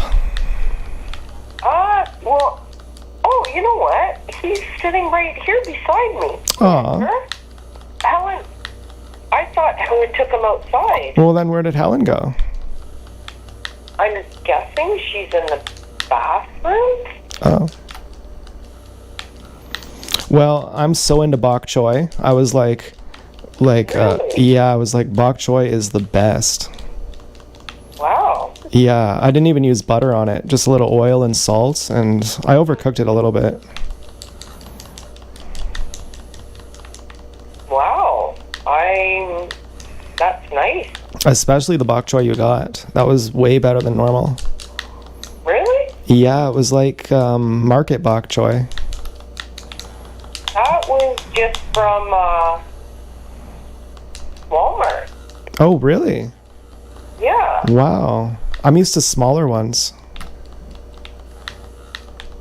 I like the smaller ones, actually. Really? I like these big ones. Did you see the pictures from that I sent? No, let me just see if... Wow, I got 11 texts here. Okay, let me... Okay. Oh my god. Oh yeah, no, Chris is super hot. Wow. Oh, he is really hot. Okay, let's see. Yeah, he actually is that hot. That is so good. That is so good. And then these shoes. I wish I could wear these Converse shoes. These are so nice. Yeah, they are nice. That's really funny. Yeah, I haven't showed Jessica and Chris yet. Oh my god, that's gonna be so good. Mm-hmm. You should get it for their wedding. I kind of wish I would have went to their wedding now, or that I'd be going. I feel like actually that would be good to go, and I should have went. It would be a nice, it's going to be a fun wedding. Yeah, maybe it's not too late. I can still go. I don't know. And you know what? If they're like, oh, we already did the dinner or something, I'd be like, you don't even worry about it, because I don't even care about that anyway. What would you do? Just go for the party? Yeah, I would get pad thai. Like literally, I would just bring my own pad thai and just go for the party. Well, maybe you could do that. I can't believe. How old are they? They must be like 26. Jessica's, I think she's 25. Wow. And Chris might be 28. Huh. Does Jessica have a job? Yeah, actually, she's in a job she really doesn't enjoy. Uh-huh. And she was going for an interview. And she's got a second interview. Yeah, that's nice. Yeah. Yeah. Sorry, back. Oh, Helen? Yeah. How old is Chris, do you know? Oh, yeah, he's 80. Yeah, right. I think they're all 30. Oh, yeah, yeah. But I, 1 year, they're both 1996, and I'm 1995, so I'll be 31 in October. Oh, I'll be 31. I'm sorry for myself. Oh my gosh. 31's less hard than 30. Yeah. I think so. I washed my face. I was like, well, oh, yeah, you look all fresh. I never wash my face. Easy.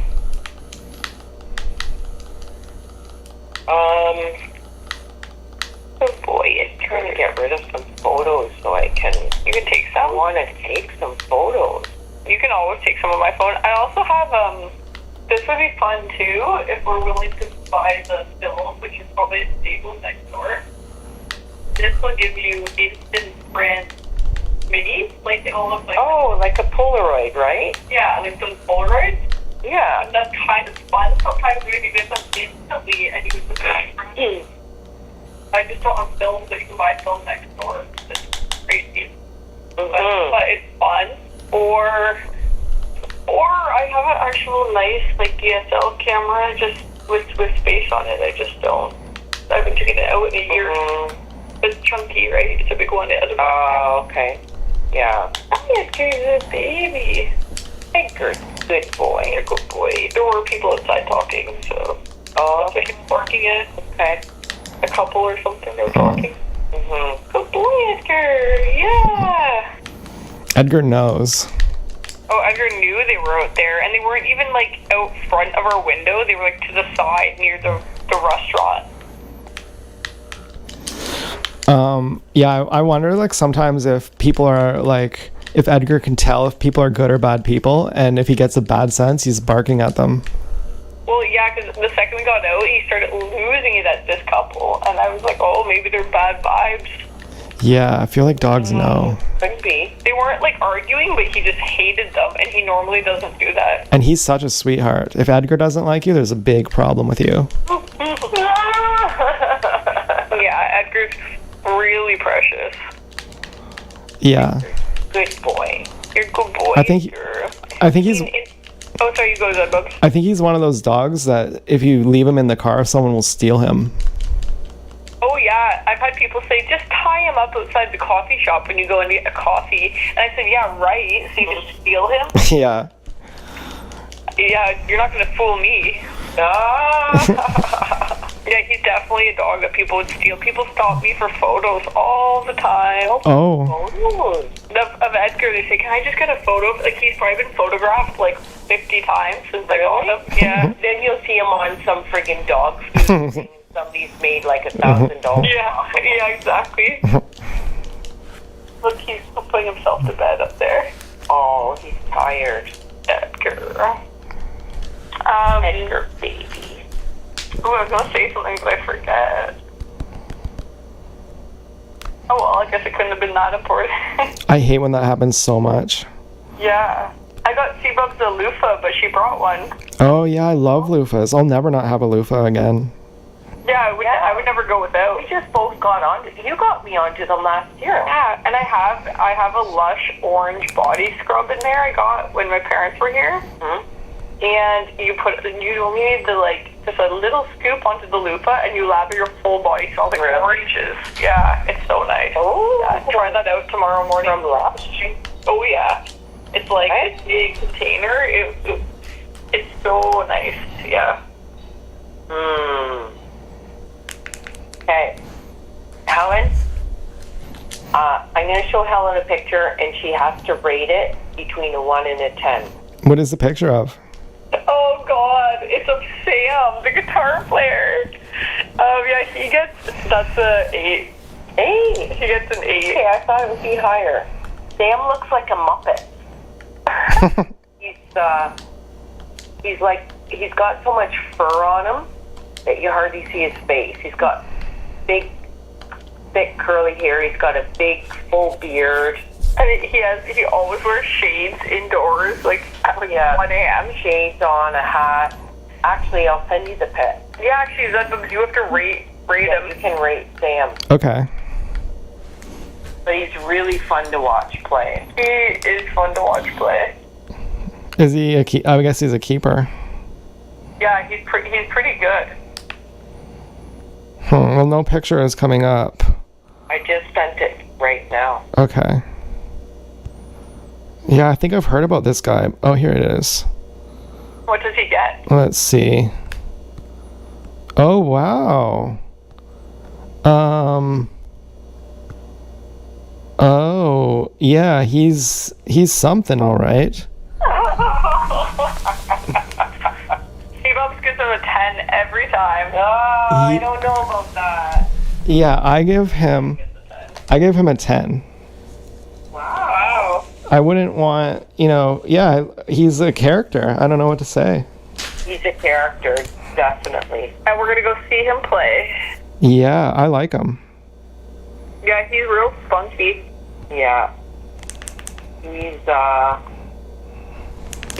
he moves his guitar like it's a gun, like a pow pow pow. Yeah, at the audience. And then last year, he gave us a mic to sing or something. But then he yells in front of the whole audience, "Happy birthday, Kathy!" Yeah. Aw. Where did he get that from? It wasn't even T-Bub's birthday. It wasn't even my birthday. Well, he's a pear. He has narrow shoulders and wide hips. The worst body type. Oh my goodness. I'd rather be a melting popsicle. Okay, my game is so dumb. I don't even know how to work it. Like, I'm trying to load it and it doesn't even work somehow. Oh my god. I know. Like, they make all the games are so confusing now. Yeah, I don't play any games, except I do play Wordle or Scrabble Go online. Oh yeah. Yeah, I'm pretty much into Sonic. I only play Sonic now. I think you had a Sonic Game Boy that I'm gonna blame Jessica for breaking. Yeah, that's the reason I didn't go to her wedding. She never replaced that, and when we brought it up, she's just like, I didn't do that. And and you're like, oh yes you did, Jessica. And then she just laughs, and then she's like, okay, come to my wedding. And I'm like, okay, buy me new Game Gear. Did she ruin your Game Gear? Yeah, she did. I was really upset about that. And Karen never. How did she ruin it? She broke it somehow. I don't know. You'd have to ask her. She never told me why. And Karen never did anything about it. And I was like, fuck this, and so. I think she lost a level, so she smashed it. Yeah, I mean, I'm not sure. Clearly she has Chris and he's a 10, so she's doing okay. But I was like, don't expect me to go to your wedding. Come here. Oh my god. Good boy.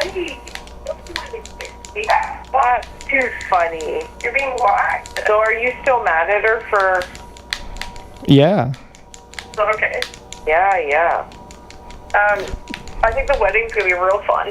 I know, and I'm kind of thinking that's a bit ridiculous. Like, Karen's given me lots of money over the years, and I'm like, that's fine. I didn't know Karen giving you lots of money. Oh yeah, the last time she visited, she gave me like $20 or $40 or something. Oh, okay. Edgar chugging water. He's chugging water. Edgar. Well, I think my bedtime for once is arriving. Oh yeah, I gotta go to I know myself, and if I don't, I need like so much sleep, so I'll spoil my morning because I won't want to get up ever. I feel like I just ruined the mood by talking shit about Jessica. Oh my god, you didn't ruin the mood. I was wondering why you didn't want to go to the wedding, but I didn't think it was because of a game. Yeah, I mean, I really liked that game. It was like my favorite thing. Oh, I don't think you ruined the mood at all. I was already like winding down, going, oh my god, it's all 20 minutes to 3 a.m. Oh wow, we've been on the phone for a while. Yeah. Okay, then that's cool. That's cool. No, don't worry. It had nothing to do with. I love shit. I love shit talking at the best of times. Okay, perfect. I'd be really devastated if you didn't give me a 10. Oh my god, you always get a 10. Okay. Thank you, Bubbles. Yeah, always. That wasn't even a thought in my head.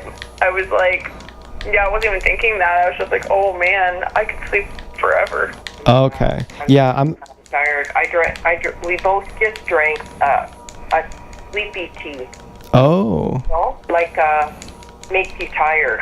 When we first got on the phone, we sounded like we're having a party, and now we sound like we're like we're at like a funeral. Well, do you wanna say goodnight then, and we'll call it a night? Yeah, I think I'm gonna hit the sack. Okay. Well, it was nice chatting. Yeah. Super nice chatting, Zebubs. And maybe you can send me video of Sam. Oh yeah, we will. Oh, definitely. There's no question about that. I'm gonna go out and on a limb here and say I think he is kind of hot. Whoa. Yeah. Your limb is probably correct. Ooh. Alan would say so. I'd say he's, I'd say he's like, he's a vibe. He's really confident. For some reason, it reminds me of Joel. You should. Ew, Hair, like the curly hair, the Oh beard. fuck, now No. Beard or no? He's not like Joel. No, sometimes, but usually no. Now that he's like Joel, yeah, now I'm less But into that. he's really not. I think you should say, hey, Daddy Xander just left. What's up, Sam? What's up, Samuel? My secret goal for Helen this 2 weeks is to find her a really good man. I think we already found him, and it's Sam, and that's a nice name too. But Sam is Joel. But he's not. I don't think he's Joel at all. Oh, yeah, but maybe. Well, I'll send you the video. You'll have to decide. Yeah, I'd have to see him. Well. Yeah. Okay, I'm sending you one more picture of you when you were much younger. It's a really nice pic of you. Okay. That's a nice picture. Oh my god, how old is Zebubs here? I'm 17, 18? 17 or 8. Yeah. Maybe 17. I've always had a crooked face, but I've had my moments. No, you're pretty symmetrical there. Yeah. Oh yeah. Yeah, sometimes Did you get it? I'm pretty fucking hot. How old were you there? I think I'm timeless. That's a good answer. Oh, yeah, I haven't seen the picture. I don't know the picture. Oh. Let's see. That's it. Oh my god. Yeah, I'm not sure that's a good one, but Really? yeah, I look like yeah, it's that's not the one I thought it was. Oh, I thought it was I good. think it's a really nice picture of you.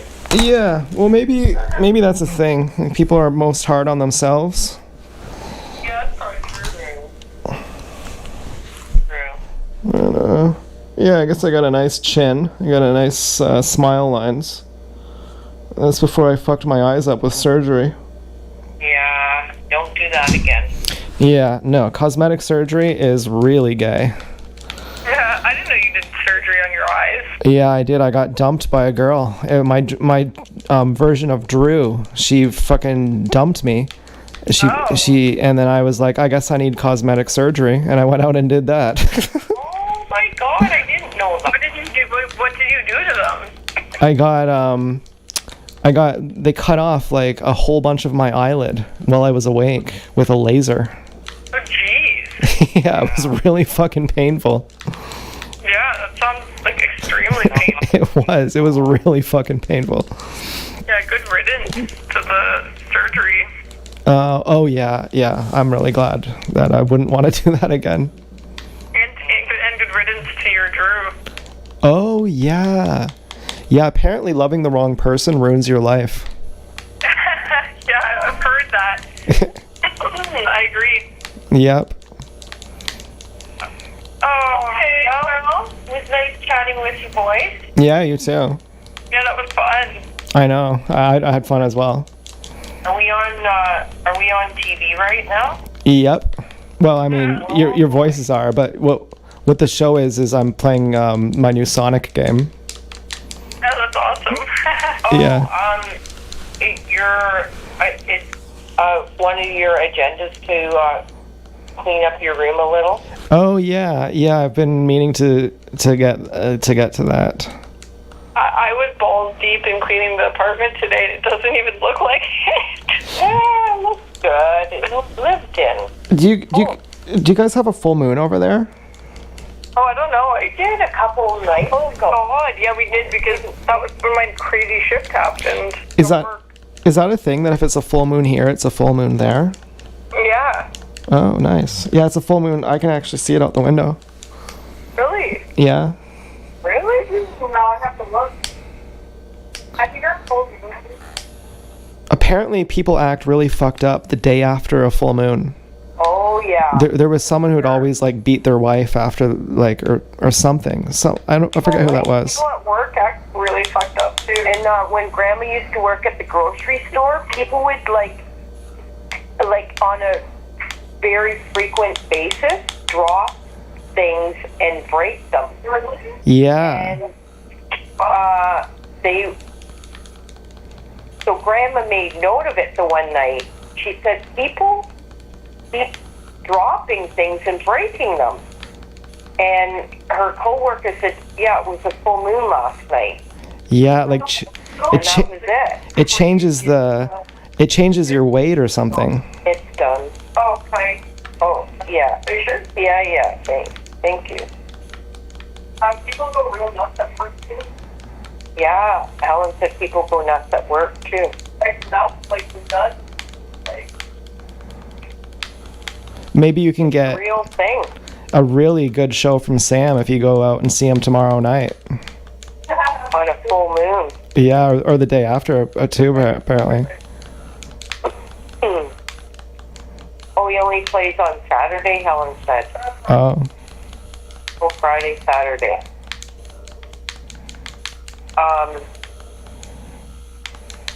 Oh, yeah, and then when I was in England a long time ago, Phyllis and Ernie, lived together. They were just friends, but Ernie was always very, like, meek and mild and... Yeah, that's who I was thinking of. Oh. I think. What were you gonna say? That he's meek and mild, but the day after he'd be mean to his wife. Phyllis was like a domineering, awful. She was a bully, basically, to Ernie. Uh-huh. And it was, him and I went out to the pub, and I noticed it was a full moon. Anyway, I didn't think anything of it. We had like a couple drinks, came home, like neither of us was drunk. And the next day, it was like the tides had turned. Ernie jumped down Phyllis's throat, everything she said. And she just kind of backed down to him, and I was like, what is going on? And she said, every time there's a full moon, this is what happens. Yeah, that's what I was thinking of. I had remembered that somehow. Yeah. that's crazy. Yeah. It's like a werewolf. Yeah, that's probably where the movies come from. Actually, yeah. Probably real behavior. Yeah. Yeah. Anyway.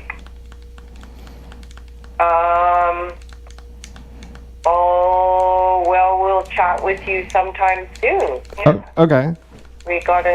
Helen's going to bed before me for a change. That's shocking. Eh? Whoa. I'm like, oh, okay, ready for bed. Are you staying up a while longer? I think so. I drank a Dr. Pepper. Yeah. But I had a nap too, so.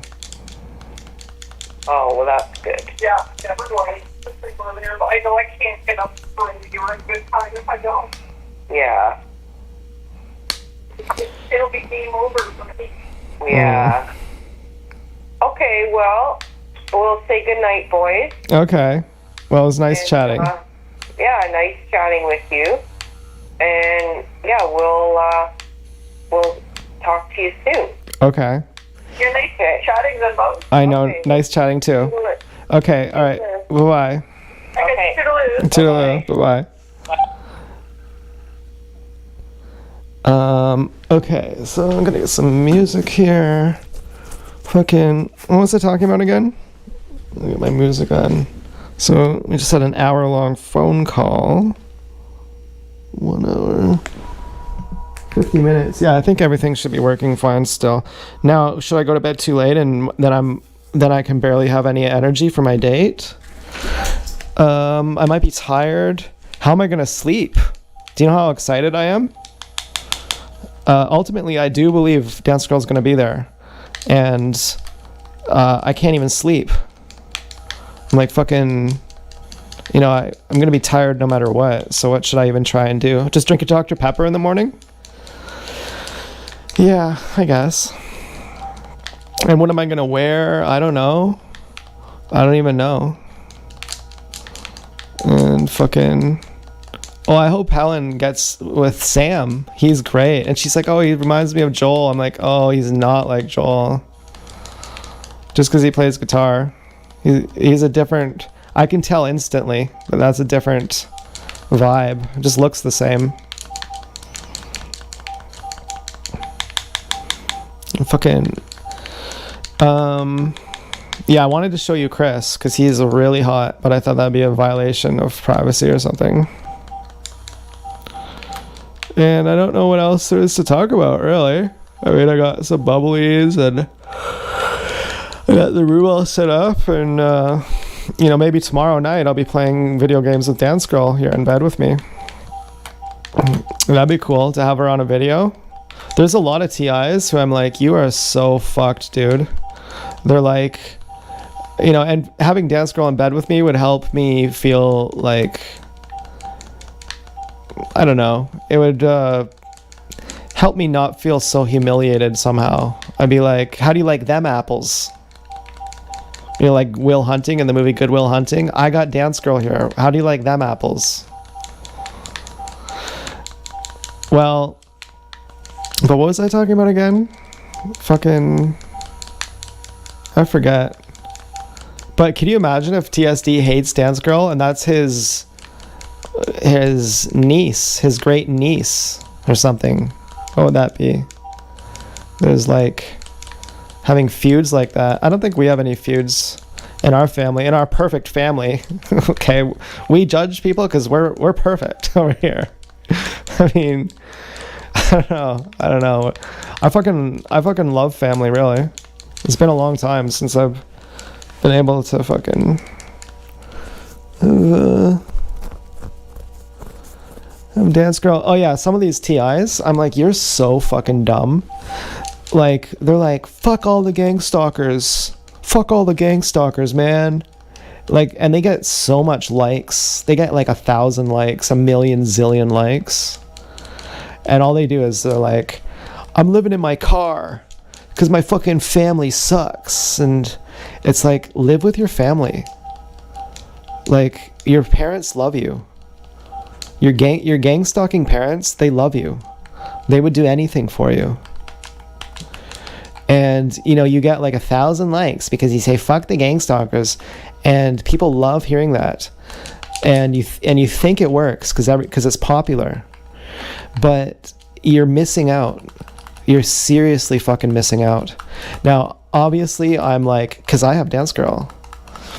But, and if she's not there tomorrow, I'll be like, fuck those gang stalkers, man. Fuck them all. Okay.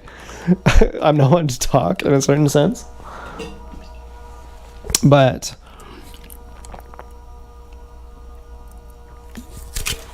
Osho had set me straight on that a long time ago. He said, see the best in people, and they'll treat you like that. It might take years, but they'll see your authenticity sooner or later. It might take years, but just keep being yourself and give people the benefit of the doubt. And they'll want to help you. And then, you know, when it comes to, I don't really know if someone personally was looking out for me, but when it comes to getting a handler to help you, they have infinity money to spend. They're like, well, it's no skin off my back. It's the government money anyway. So I can spend $1 million zillion to help you because I got to spend this money anyway. So I might as well spend it on someone I like. And my dad always says that too, in a different way. He says, give people the opportunity to say yes. If you give them the choice to say yes or no, they'll say yes. But if you make them say no, then they'll definitely say no. I can't word it like him. I forget how he said it, but you know, Osho basically said the same thing, like trust people and they'll give you trust back. And so I feel really bad for TIs who are not integrated into society, and they're just like, yeah, I just have a job. I don't talk to anyone. I don't have a girlfriend. I don't have, if I have a girlfriend, it's going to be a fucking honeypot. You know, a case example would be Gang Stalking Simulation. He's like a really well-known TI. And he's like, man, yeah, as a TI, you can never get any late. You can never get sex. You can never get sex. And I'm like, I fucked like 20-something pigs. Yeah, I've had like really good relationships. I could have been in relationships still with pigs that are really nice. And it's just, and this guy has kids too.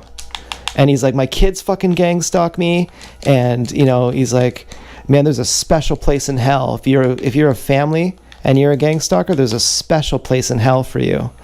And I used to really agree with him. I used to be like, thank God that someone's validating my failings. And now I'm like, who gives a fuck? You know, who gives a fuck? And, you know, I don't know what to say. You know, even if your family is like fucking, you know, really bad to you sometimes, like, who gives a fuck? Who cares? Like, get over yourself. You know? Oh, I got SA'd. I got sexually...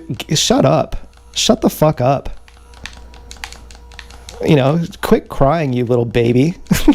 You know, I know. But also, it doesn't make sense unless you've been through worse things. If that's the worst thing you've been through, then you're like, oh yeah, it ruined my life.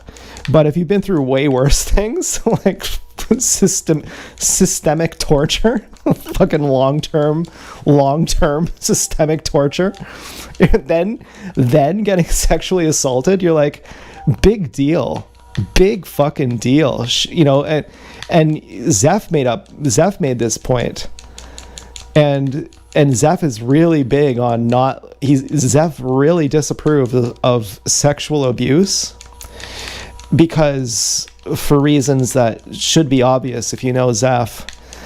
But he was going off on Bill Gates once. He's like, you think that you could kill the whole world because you got fucking butt fucked when you were a Teletubby? Well, so is everyone else in the world. Get the fuck over yourself. He's like, big deal. It doesn't give you the right to go kill the whole world. Like, you think it's your right to go destroy everyone because you're bitter that you got spit on in high school or something? I don't know. Okay, I don't know.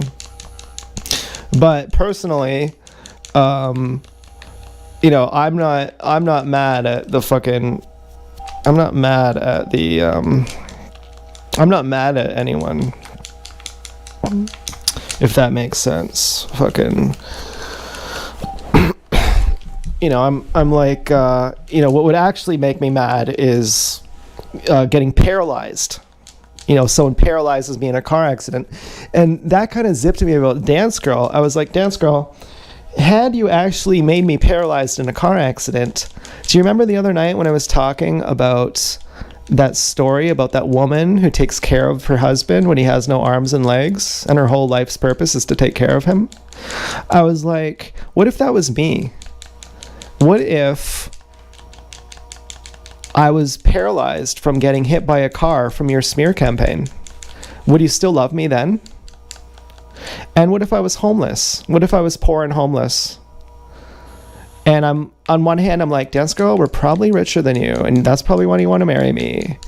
And on the other hand, I'm like, and I don't even care about money. I truly don't care about money at all. And it's not like I'm trying to be big man on campus here. I'm like, if you care about money and I don't, I care that hurts me. I'm like, I feel like, what if I was homeless and paralyzed from not surviving you? Would you still want me then? And since I did, then you're like, okay, well, you can marry me now and I can have all your shit. I'm like, Dance Girl. Okay, Dance Girl. But then I'm like, of course I'd survive it. And if I got paralyzed, would it have been my own fault for daring them to kill me? Well, at certain times I wasn't daring them. At certain times it was like, oh my God, this is actually really fucked up. But I had some animosity about that. Like, what is it about me that you love? Is it me or my doggy style, so to speak? I don't know. My homeboy Charles went up in his sister behind the garage. That's a line from a Snoop Dogg song. Food for thought. I don't know. I know this one nurse. She's like, I have this girl who I'm taking care of. She does home visits. She's a complete vegetable. Her boyfriend crashed the car. He walked away clean. She ended up a vegetable. And he dumped her right after. And she's like, man, And someone asked Travis and I used to always talk about what... My dad is older than his girlfriend. I don't know if... I think he's older. They're about the same age, I think. But I don't know if they're still together. But Travis and I always just say, what is he going to do when she gets old? He's going to have to go find a new one. And someone said to him, what would happen if she was like in a wheelchair? What would you do if she was in a wheelchair? And he's like, well, I just put my dick in her mouth because she'd be the right height. I'd take care of her forever. And sometimes I wonder, Dance Girl loves taking care of people. I mean, I clearly sense that Dance Girl is a nurturing person, obviously. And I sometimes sometimes I think, and maybe this is just bringing up old things. Maybe there's no point in bringing this up. But I sometimes wonder what would have happened had you actually made me destitute. Would you still like me then? And I even wonder, did your relationships go bad because you got targeted, so your boyfriends are gang stalking you? And then out of that, you came back to me. And is that even love? And, and are you targeted? Maybe you're not. I don't know how it works. I assume if your parents are targeted, you're targeted, and the fire truck going on Kenneth Street means you're targeted. And... I don't fucking know. I don't fucking know. And, I just want you to love me, basically. I want you to choose me. I don't want you to be like, oh, Z-Bobs is just, I guess, the only person I can get. And, I had that long-term dream about being with a skinny person. That I'm with a skinny person. But I think that Gyat factor is something I overlooked. And that's really, really, really means a lot to me.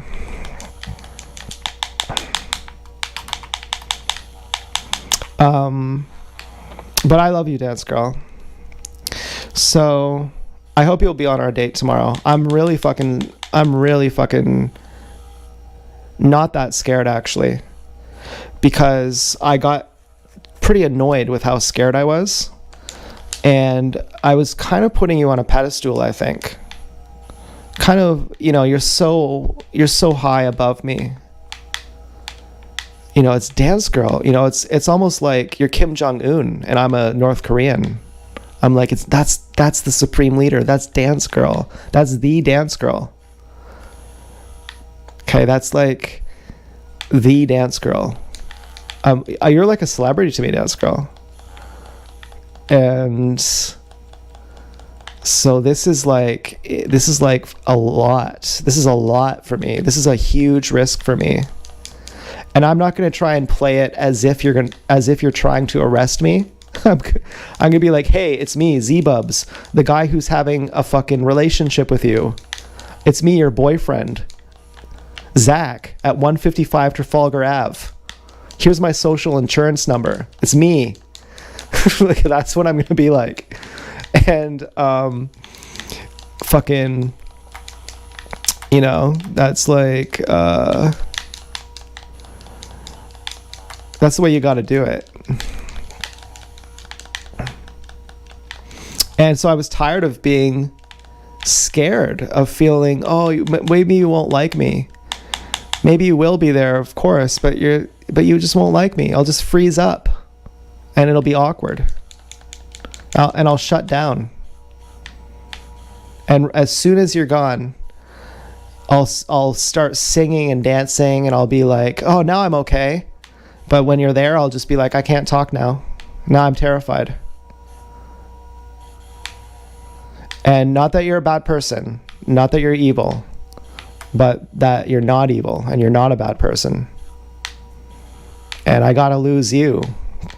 I gotta lose you to prevent you from losing me, because it's too painful, because you're too hot, because you're too good, because your butt is too perfect. Your body, your face, your personality is too good. And I'm just not the guy who deserves that. I don't deserve something that good. I don't deserve my first choice.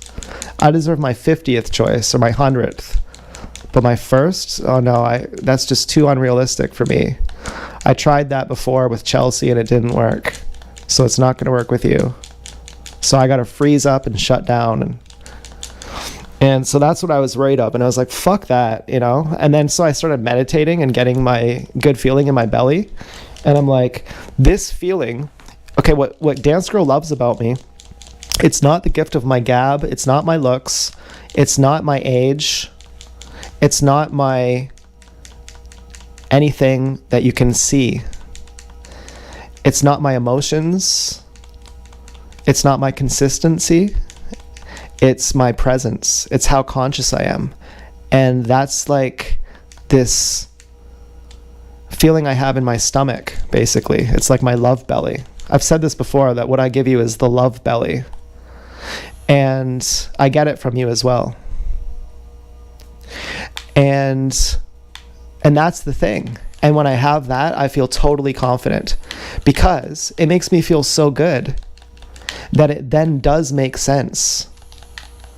And I think this is how my dad has slimed 500 pigs.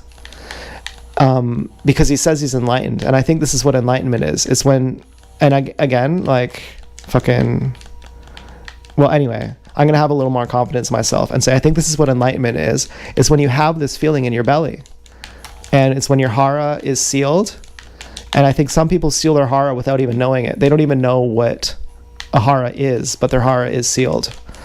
And I think there's people who are enlightened who don't even know, who've never even heard the word enlightenment or have never even thought about it. Like Miyoko, for example, who makes cheese. I think she is enlightened, but she never talks anything about spirituality. And actually, the Buddha never talked about spirituality. He was completely atheist. He would never, ever say anything about God. And Osho said that was very difficult for him to do that.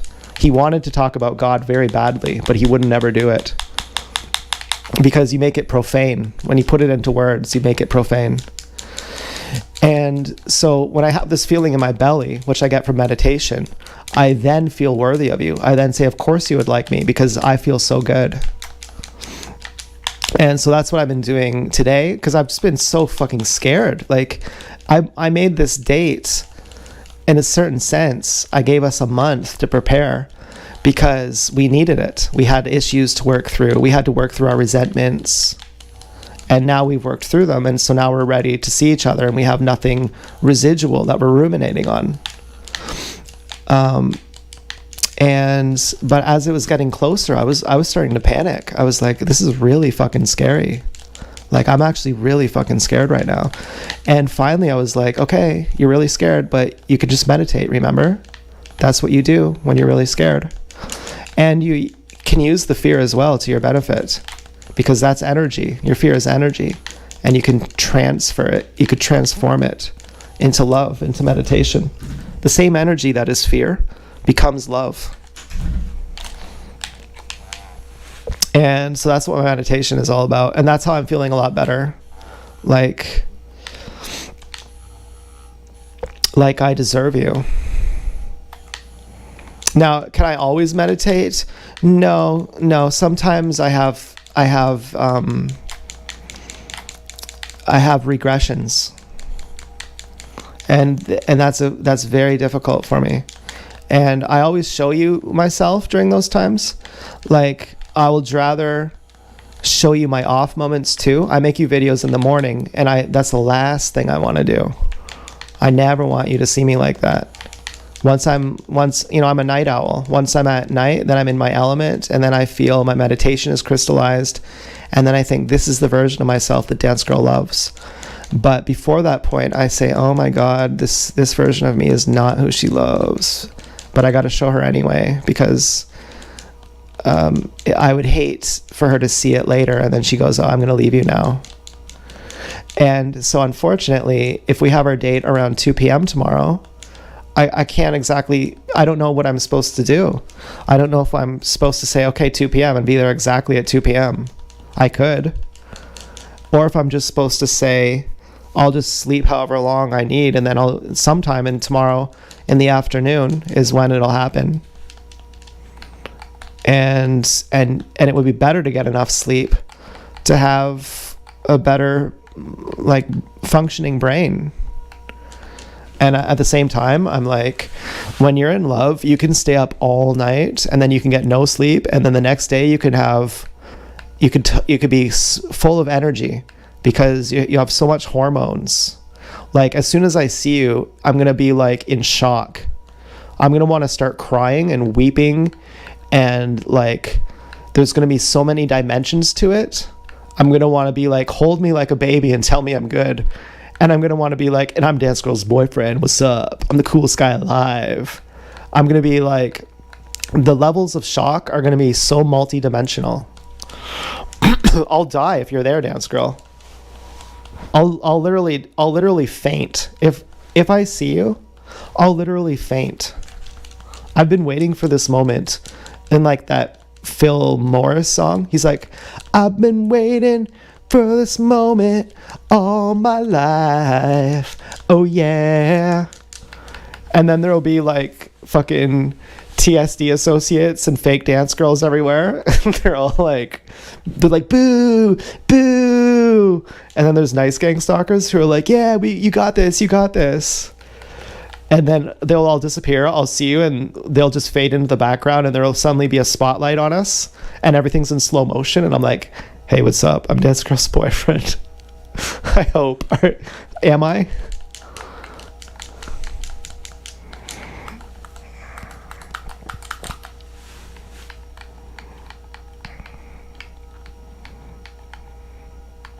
So how the fuck, what would you do if this was you?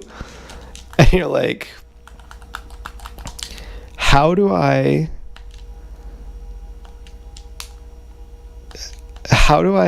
move forward here on this video game? Okay, I can't even do the next race.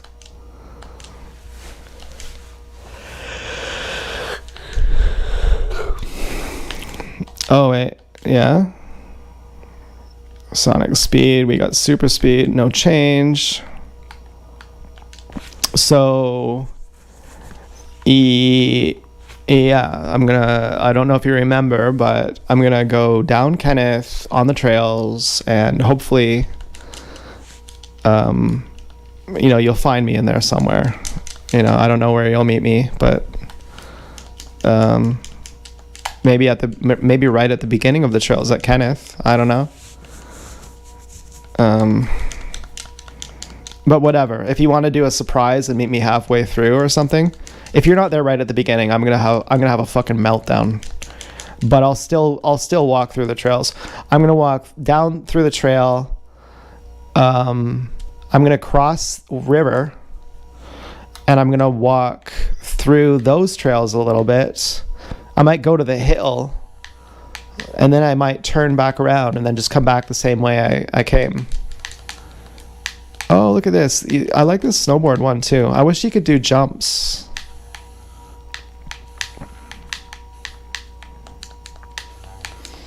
And yeah, I'm really excited.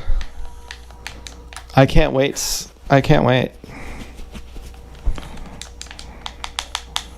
I really, really am very curious about you. About things that you might not guess. Like just how you sound. You know a lot about me. And I'm inferring a lot about you.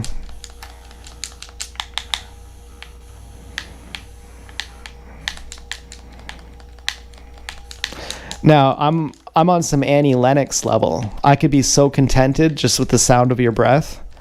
I'm not quite that far. I'd like the sound of your voice. I'd like your candor, your cadence. I would like your fucking essence. I think you're quiet. I think you're soft-spoken. And I'd like to know if you're excited, if you're giddy, or if you're calm. I'm giddy. I'm like, what's up, dance girl? It's me, your boyfriend. Okay, I want to do the splits for you. I want to climb a tree for you and fucking jump out of it and show you that I have really strong ankles. Okay, I want to be Anatoly for you, or something like that. I could probably be pretty strong. And I'm really fucking liking this. I mean, I'm already loving us. I'm already very contented. And that's part of the reason why it's so scary, obviously. I'm like, what if it all goes away? Tyler brought up this point from RSD. He said, I'm having so much fun. I can't believe I'm going to die one day. It's crazy. I've always hated my life. Now that it's good, I'm like, what the fuck? Why is it going to end one day? But I'm not thinking about that. Okay. But apparently that's a thing that lovers have. You're like, there's a certain sadness. When you really love someone, there's a certain sadness that you think it's all fleeting too. That even if we love each other forever, at some point we're going to die. But then, that's what Tyler says. But I don't know if Osho says it. I think Osho may have said it too. But I mean, when Osho was dying, his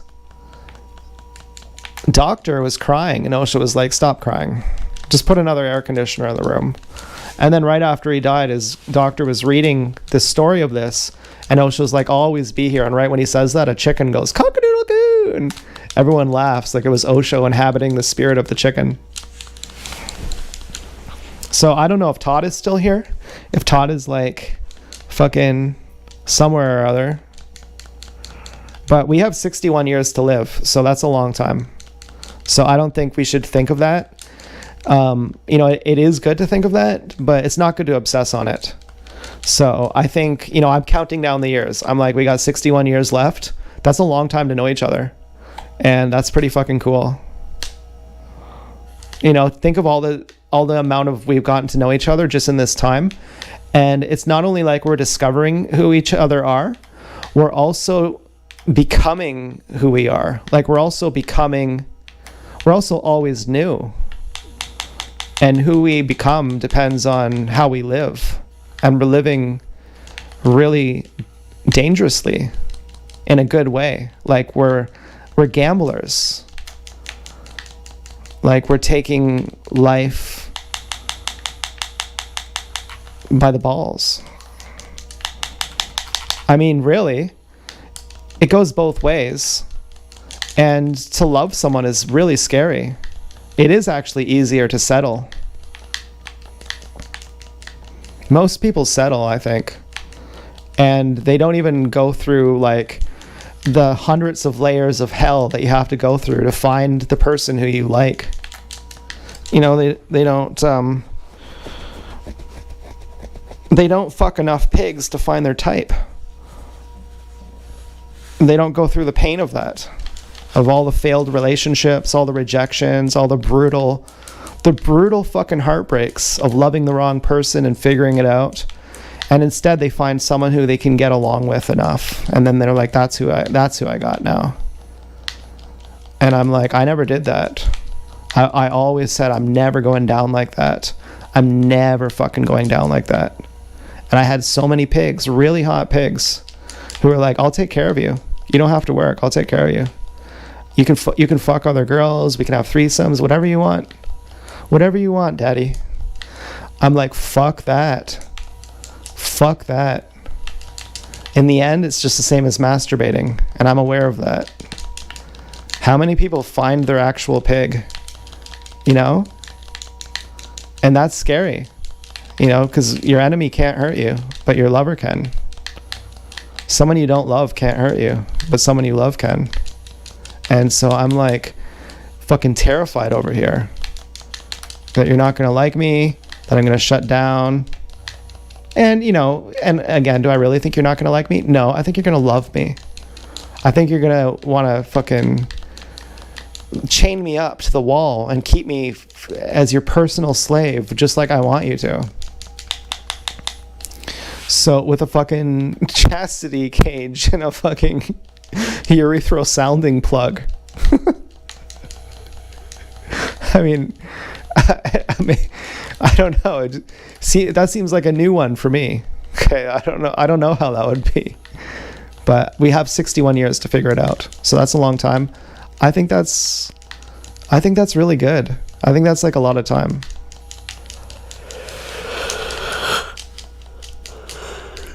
Yeah.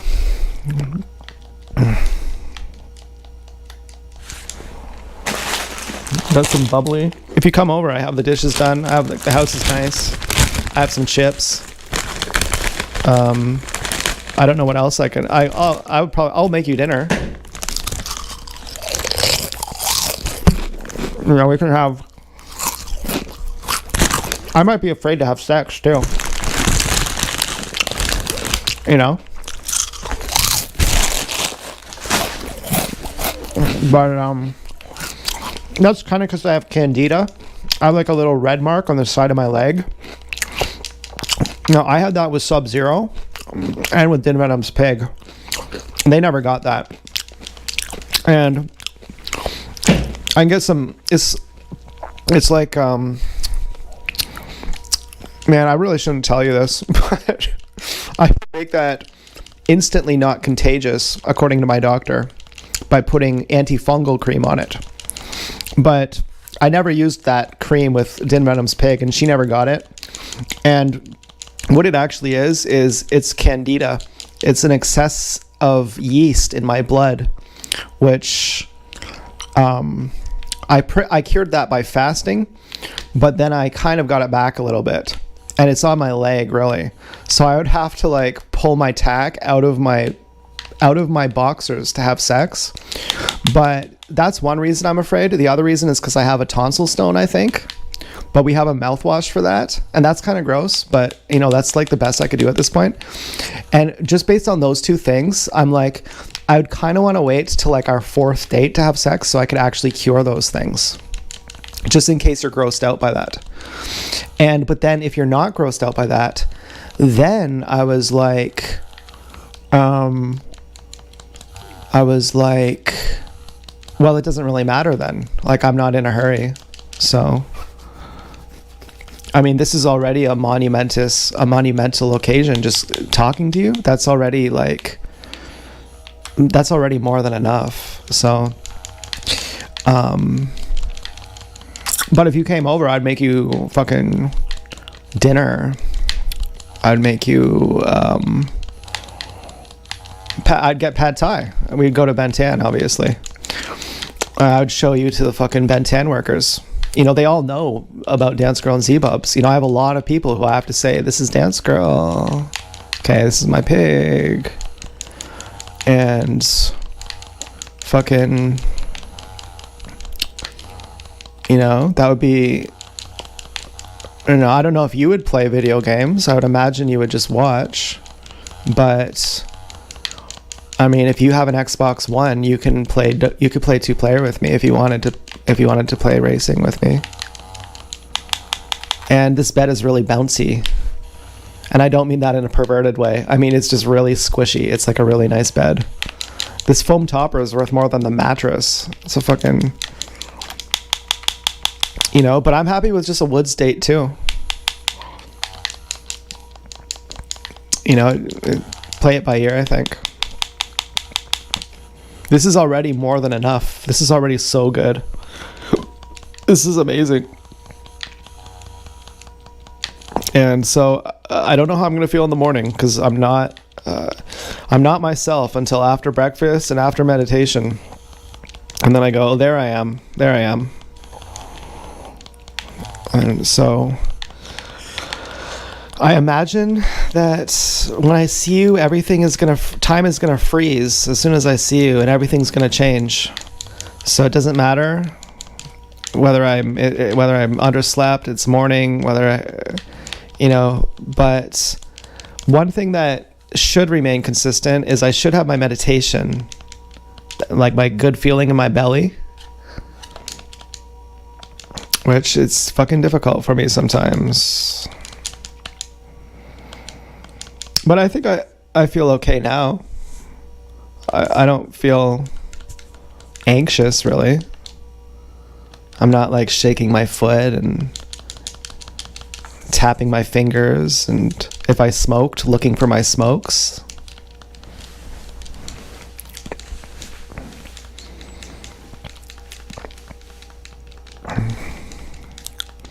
I thought I saw you with short hair one time at the mall.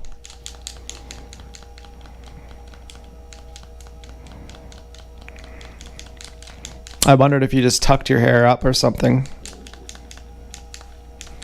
I hate my haircut.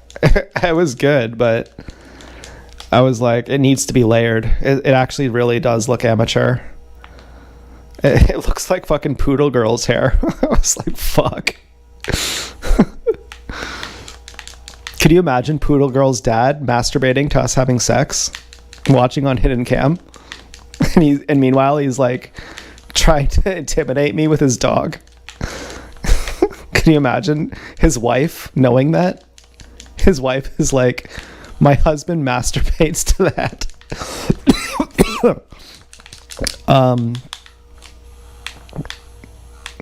Yeah, Karma's fucked. Karma's actually pretty funny.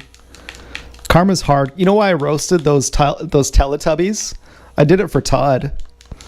I was like, fuck that. They're getting roasted.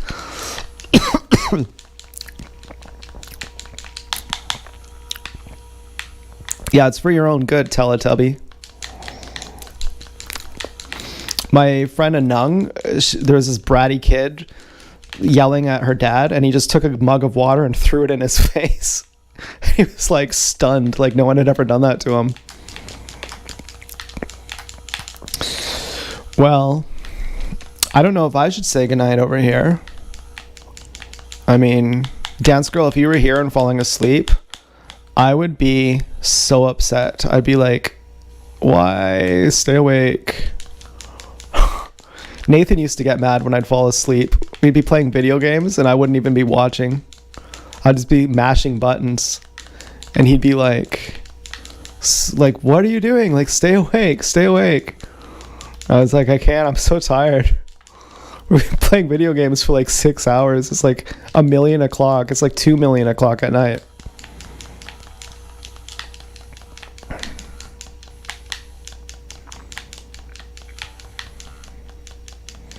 I could almost guess what you're gonna wear, but it depends on the weather.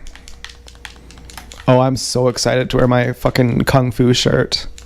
It's exactly the one I wanted, and it came first. I hope this video wasn't boring for you, talking to my family. I was kind of like, I was supposed to be it's supposed to be my date night with Dance Girl. Whatever. I guess you could have enjoyed it or just come back.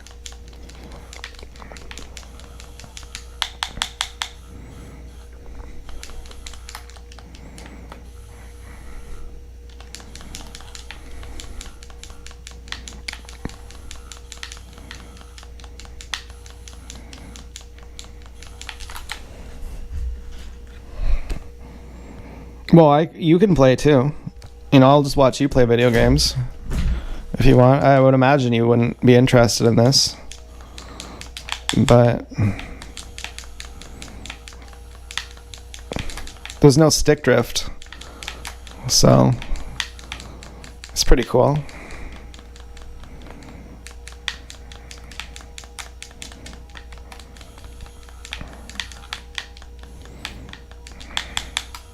Do we have any other unresolved issues?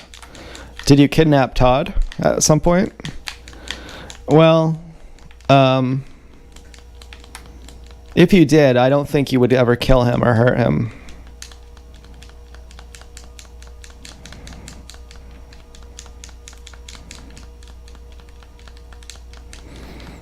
And ultimately, I would want you to have had time with him.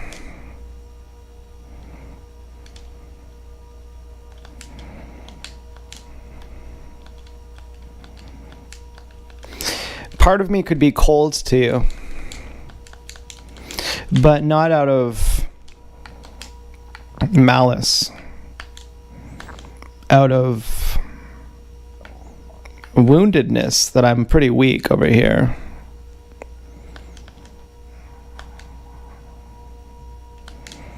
Hate these rival people. Well, I would also look to you for healing too. I would also say, help me, Dance Girl. And, you already are. I know that you're very nurturing. How would you help me? By being very nurturing.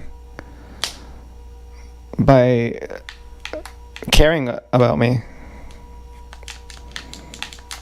Like I'm the only girl in the world.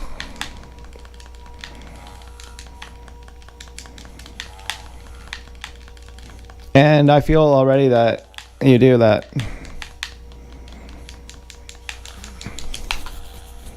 So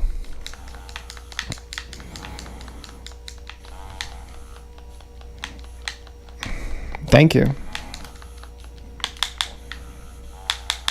I hope you feel cared about by me too. I hope you feel like you're the only girl in the world.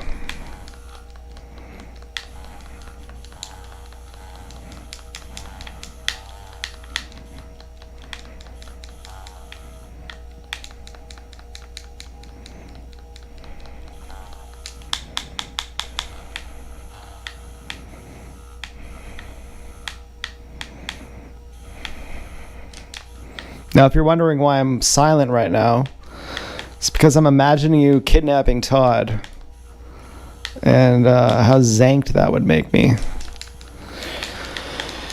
And I'm imagining you recognizing that and saying, yeah.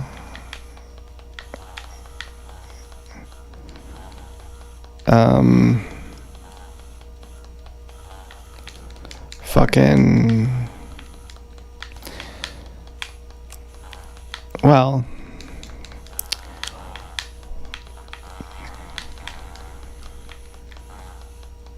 Todd went missing for a while, so I don't really know what happened.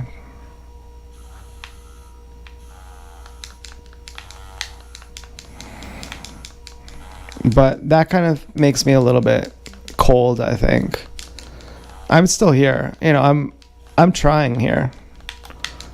I'm not abandoning you here. I'm not like, Dance Girl, that's a huge red flag. You fucked up. Okay, I'm not saying that. I'm saying, Dance Girl, come on. No, I'm not saying that. I'm saying, Dance Girl, that's really painful for me. And trusting you is worthwhile because you're a good pig. And if you kidnapped Todd, you did let him go.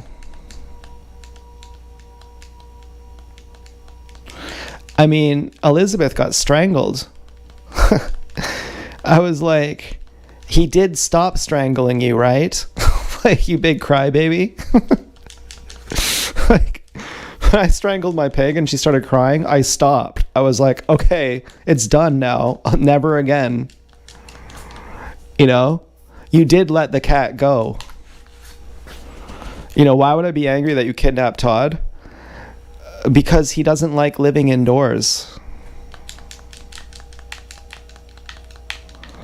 I would love if you kidnapped him and took him to a cat hotel where he could live outdoors and have a 10-kilometer range. I would say perfect. I was trying to get rid of him to give him to Travis. And he was my best friend. Todd was my best friend. But if someone was like making Todd live inside, I'd be like, okay, get me a nuke. Get me a fucking nuke now. And, you know, like, fucking with a cat is not okay. But then, you know, you let him go if that happened. You let him go, Dance Girl.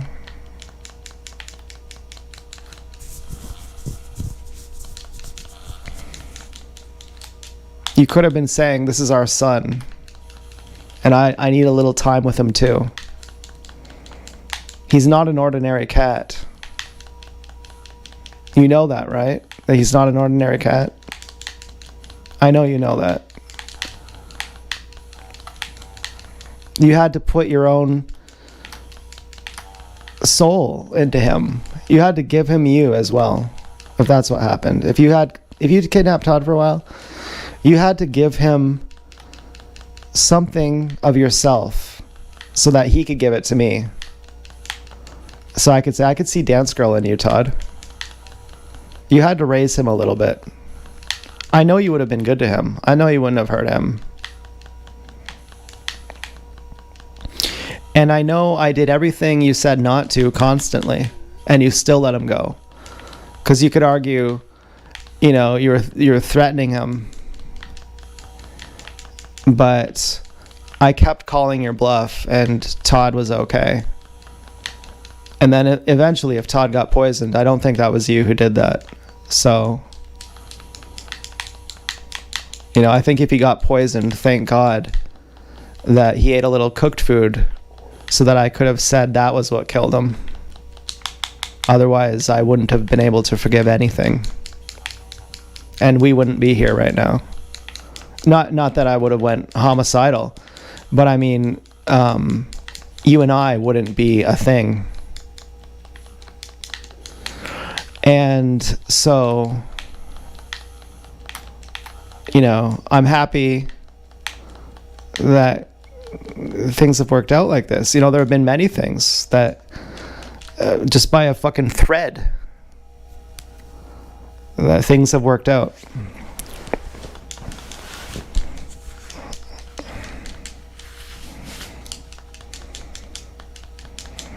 I used to feel like the coolest guy. Like, I felt so cool. I felt like my dad is cooler than me. But other than him, and I didn't mind, you know, feeling like your dad's cooler than you, it's like, that's cool.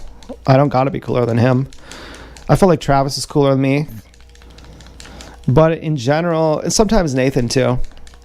But in general, I feel like, you know, pretty cool. I feel like people think I'm pretty cool. And I really like that. I really like that a lot. And I feel like that again lately. And a lot of times I'm like, it's just by a fucking thread. It's just by a coincidence here, a coincidence there. The tiniest little detail makes all the difference. And here I am, and things are fine. And then sometimes I feel really sad for people who don't integrate. You know, these guys they're really nice. They're like really pure-hearted guys and girls. And they're like, fuck everyone, fuck my family, fuck the whole world. And I'm like, you know, I want to tell them. I want to like shake them. I want to shake them. And say you're appealing to an audience who doesn't have your best interests in, you know, their intent. You know, the road to hell is paved with good intent. It's like Schadenfreude or something. You're talking shit about people who your audience hates, and they love you for it. And you're seduced by that, and you don't realize it's not for your own benefit. You know, like the most popular people are fucking idiots. The most popular music sucks. Like, would you ever listen to the radio? Like, that's fucking gay. It's literally gay. It's like people who it's literally guys who watch a bunch of guys jumping around with a bunch of guys. I mean, that's sports. It's literally guys who watch sports. If you watch sports, you're gay. But actually. And like, you know, grow up. I told my sister, she's like, my half sister, she's like, I used to think I was gay. I was like, yeah, me too. When I was a teen, when I was like 15, I was like having a crush on Brad Pitt. And now when I see gay guys, I'm like, I want to tell them, you know, it's just a phase, right? And, you know, I don't talk to her much anymore. But I was thinking about my embarrassment of our age gap. And about how some short guys aren't short, like Neil's little brother Nuno. I liked him more than Neil. And he's one of my favorite people ever. He's cooler than me. He's so fucking cool. And he reminds me of Yasmina. And, you know, he's not actually short. Or I'm a dirty old man, but I look like Johnny Depp, so I'm not actually a dirty old man. You know, like people are not their stereotypes. And so in that sense, I'm not actually embarrassed of our age gap, Dance Girl. And so fucking, it's perfect. And again, you know, by the time you turn 49 and I'm like, oh God, my hormones will have changed, so I'll still find you attractive. So this is perfect. I'm really fucking happy about this. And I think I just won this. So, do we have anything else to talk about? Is there anything... I mean, I think we're all caught up. We're present. We don't have any rumination. We love each other. We're about to go on a date. I'm going to bring you a toothbrush, I think. I don't know. That's a good gift. I think so. Switzerland toothbrush. You know, it means the good version of the story has happened. That's great. That's fucking... Well, it's not because it's from Switzerland. It's just actually, it just coincidentally is from Switzerland. It just happens to be the best toothbrush. The best toothbrush is actually the Dr. Perriot toothbrush. But that's even more expensive. And this is basically the same thing. And I actually like this one more, honestly. I'd say this one actually is the best. Dr. Perriot is just more expensive. And somehow... I mean, I heard this story about this girl who went to a camera store and she's like, give me the most expensive camera you have. And it was the guy telling the story was the guy who worked at the camera store, and he's like, oh, it's this one. And she didn't know anything about cameras, and she's just like, give me the most expensive one. And he's like, the most expensive one isn't actually the best one. And she's like, I don't care, I want the most expensive one. And he's like, okay, whatever you say. But it's like, you know, you're not even, it's not even the best camera for you. Like, it's not even the one you should get. Somehow, because these toothbrushes are less expensive, I was like, they must not be as good, but they actually are. They're actually really fucking good.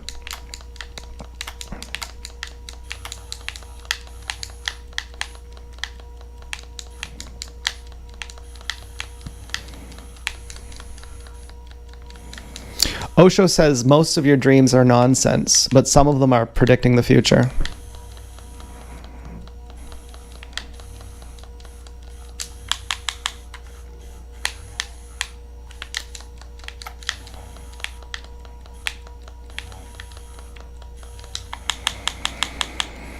Well, I like to think that I'm in control of what happens, and it's also paradoxical.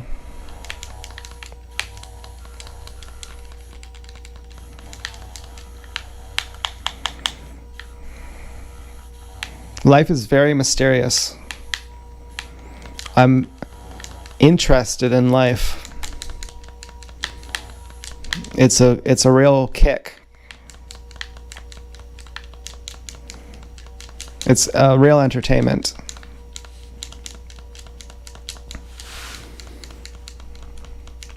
It's worth doing. Having been dead inside for decades, being alive is worth doing.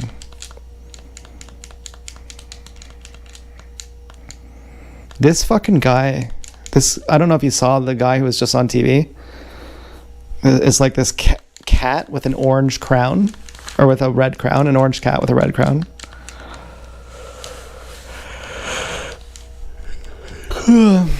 Customize main menu. You know, I get caught up in this customization screen. I'm actually pretty tired. I think, you know, it would be so cool to go to sleep with you. At some point, that would be a thing. I'd turn the air conditioning down a little bit, turn it a bit cooler. That'd be so great.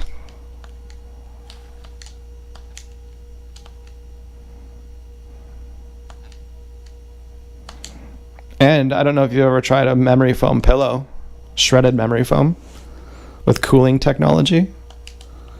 Oh, this guy's real, and his name is Zaz. He's really hard. I've never beat him. But yeah, I think I might, you know, want to drink some pop. What is there? Get some chips. I already ate some candy. I don't know what to do.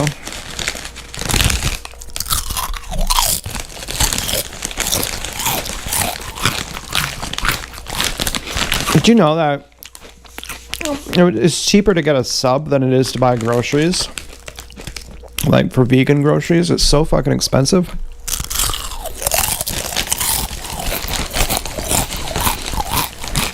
Like paying for an assembly line worker, and you got like, I don't know, like vegan food, they rip you off. They know they can. They're so fucking greedy. It's all these cigarette companies who own this shit. But when you want buffalo chicken, you want something that gives you the buffalo chicken wing fix, there's nothing else you can do. Oh man, if I was not vegan, I would eat fucking buffalo chicken wings like a motherfucker. I'd be getting fucking Pepe's subs. I'd be getting buffalo chicken wings. I don't like talking about it. Makes me feel sleazy. I'd be getting McDonald's. You know what? I've said a lot of times McDonald's is like number 6. McDonald's is number 1 because of the breakfast sandwiches. There's nothing that beats a fucking breakfast sandwich. A sausage egg McMuffin with cheese. There's nothing that beats that. That's the fucking best. And you can actually make that vegan, and it's actually one of the ones that actually tastes the same. A vegan sausage egg McMuffin tastes better than a real sausage egg McMuffin in a Swedish McDonald's, where they have different laws about how much sugar can be in pop, and Coca-Cola sucks over there. Strangely enough, after I drank a Dr. Pepper tonight, I pretty much fell asleep instantly. That kind of happens. I have like a reverse effect sometimes. I think it's the sugar. But straight up, if I'm going to fall asleep now, I'll just drink a Dr. Pepper. Travis is like that. I think at least it wouldn't make him stay up. But I'm not sure if it had the opposite effect.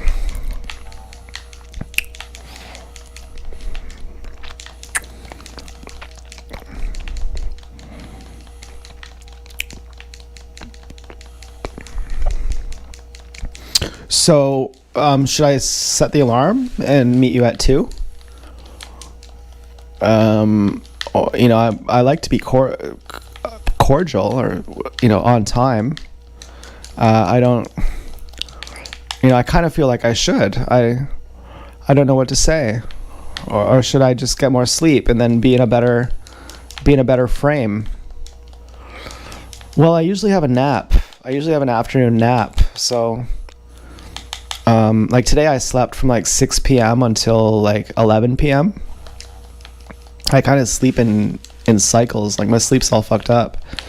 So I might not get enough sleep regardless. So I might just meet you at 2.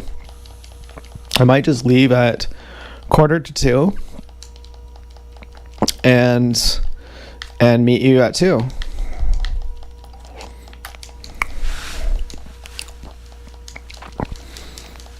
I'll wear my Sub-Zero Kung Fu shirt and my fucking cum pants and Kung Fu pants. Because I'm a foo for not doing laundry. And I'm a Kung Fu because I have a Kung Fu shirt.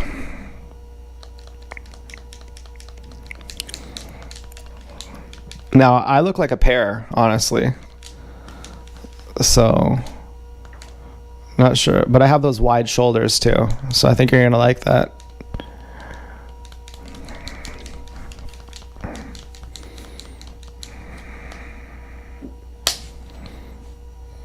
And that's a fucking wrap.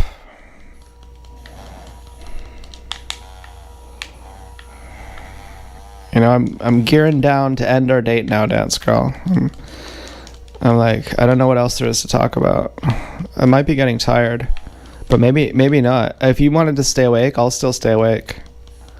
I can still do it. In fact, I shouldn't put it on you. It's actually me who wants to stay awake. Okay, I'm sorry for saying I'm gearing down our fucking date, but it might be true. I don't know what else there is to talk about anymore.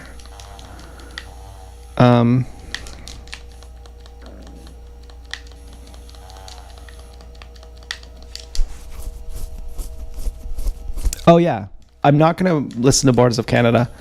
There's too much work. And I don't want to be distracted for that. I'm not going to be able to process it anyway. I'm going to be like, but then I'm like, listen to it anyway. It's going to go in deeper if you do it that way.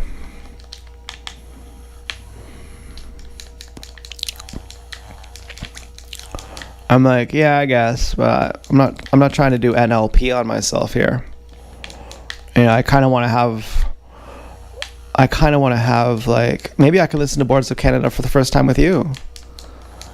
But I don't know if you like them like I do. Like that might not be fun for you. Like, there are certain people who would have a Boards of Canada listening party, and I'm not sure that that's you.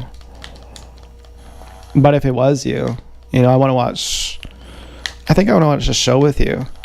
But ultimately, I don't really think I want to do that kind of stuff with you, because I would just want to talk with you. Like, I don't know. I don't really see myself having any entertainment that comes first than you. Like, I wouldn't be like, okay, let's just watch TV now. I would rather watch you. Like, I know that sounds like I'm being cheesy, but when you haven't, I mean, I had a wet dream last night, so yeah, it's not really that true, but ultimately it is. Like, by tomorrow, I'll just like to watch you.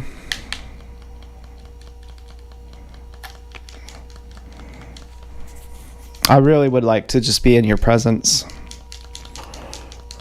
And, with a full sack, that's like super magnetizing. Like, that's like polarizing as fuck.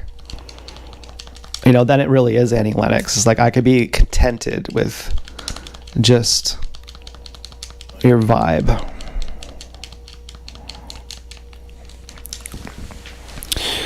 So, yeah.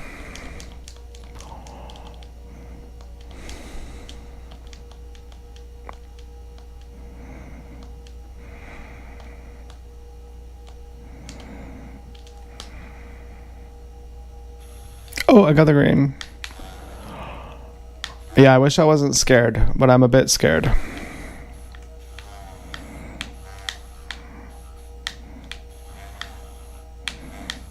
I'm sure ChatGPT would say that's normal. And that it would even say that's good. You're supposed to be nervous.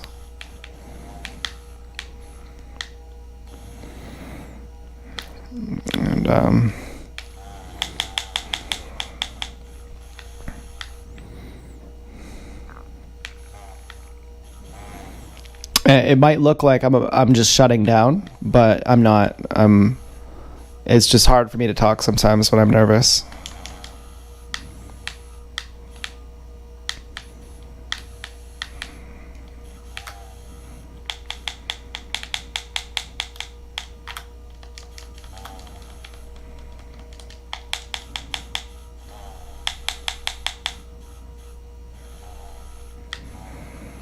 I think they just said the name Sahara, like Sahara and the Arrow Woman. The one time Osho says marriage is worthwhile in a Sonic game. The Omen just happened right at the end of our date, right at the last time I talked to you before I see you in person.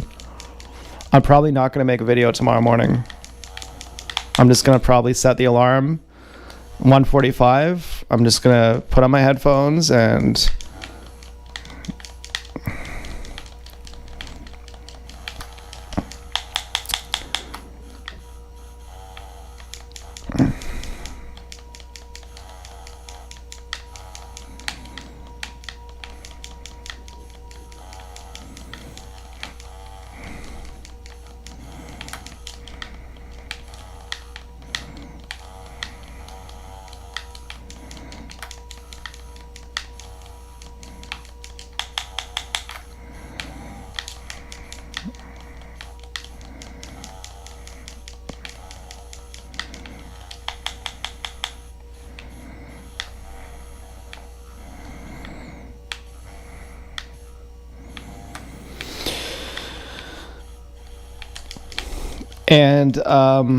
go talk to you.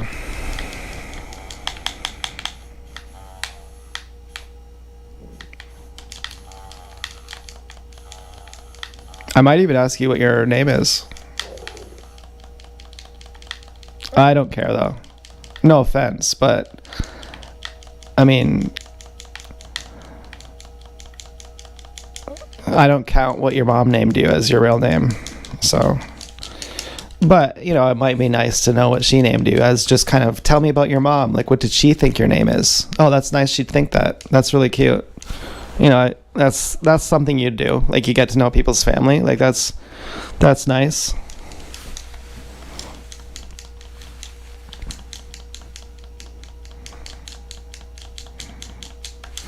So anyway, I think I hope you had a good date, and I'm glad I got to share my family with you. And so I'll see you tomorrow.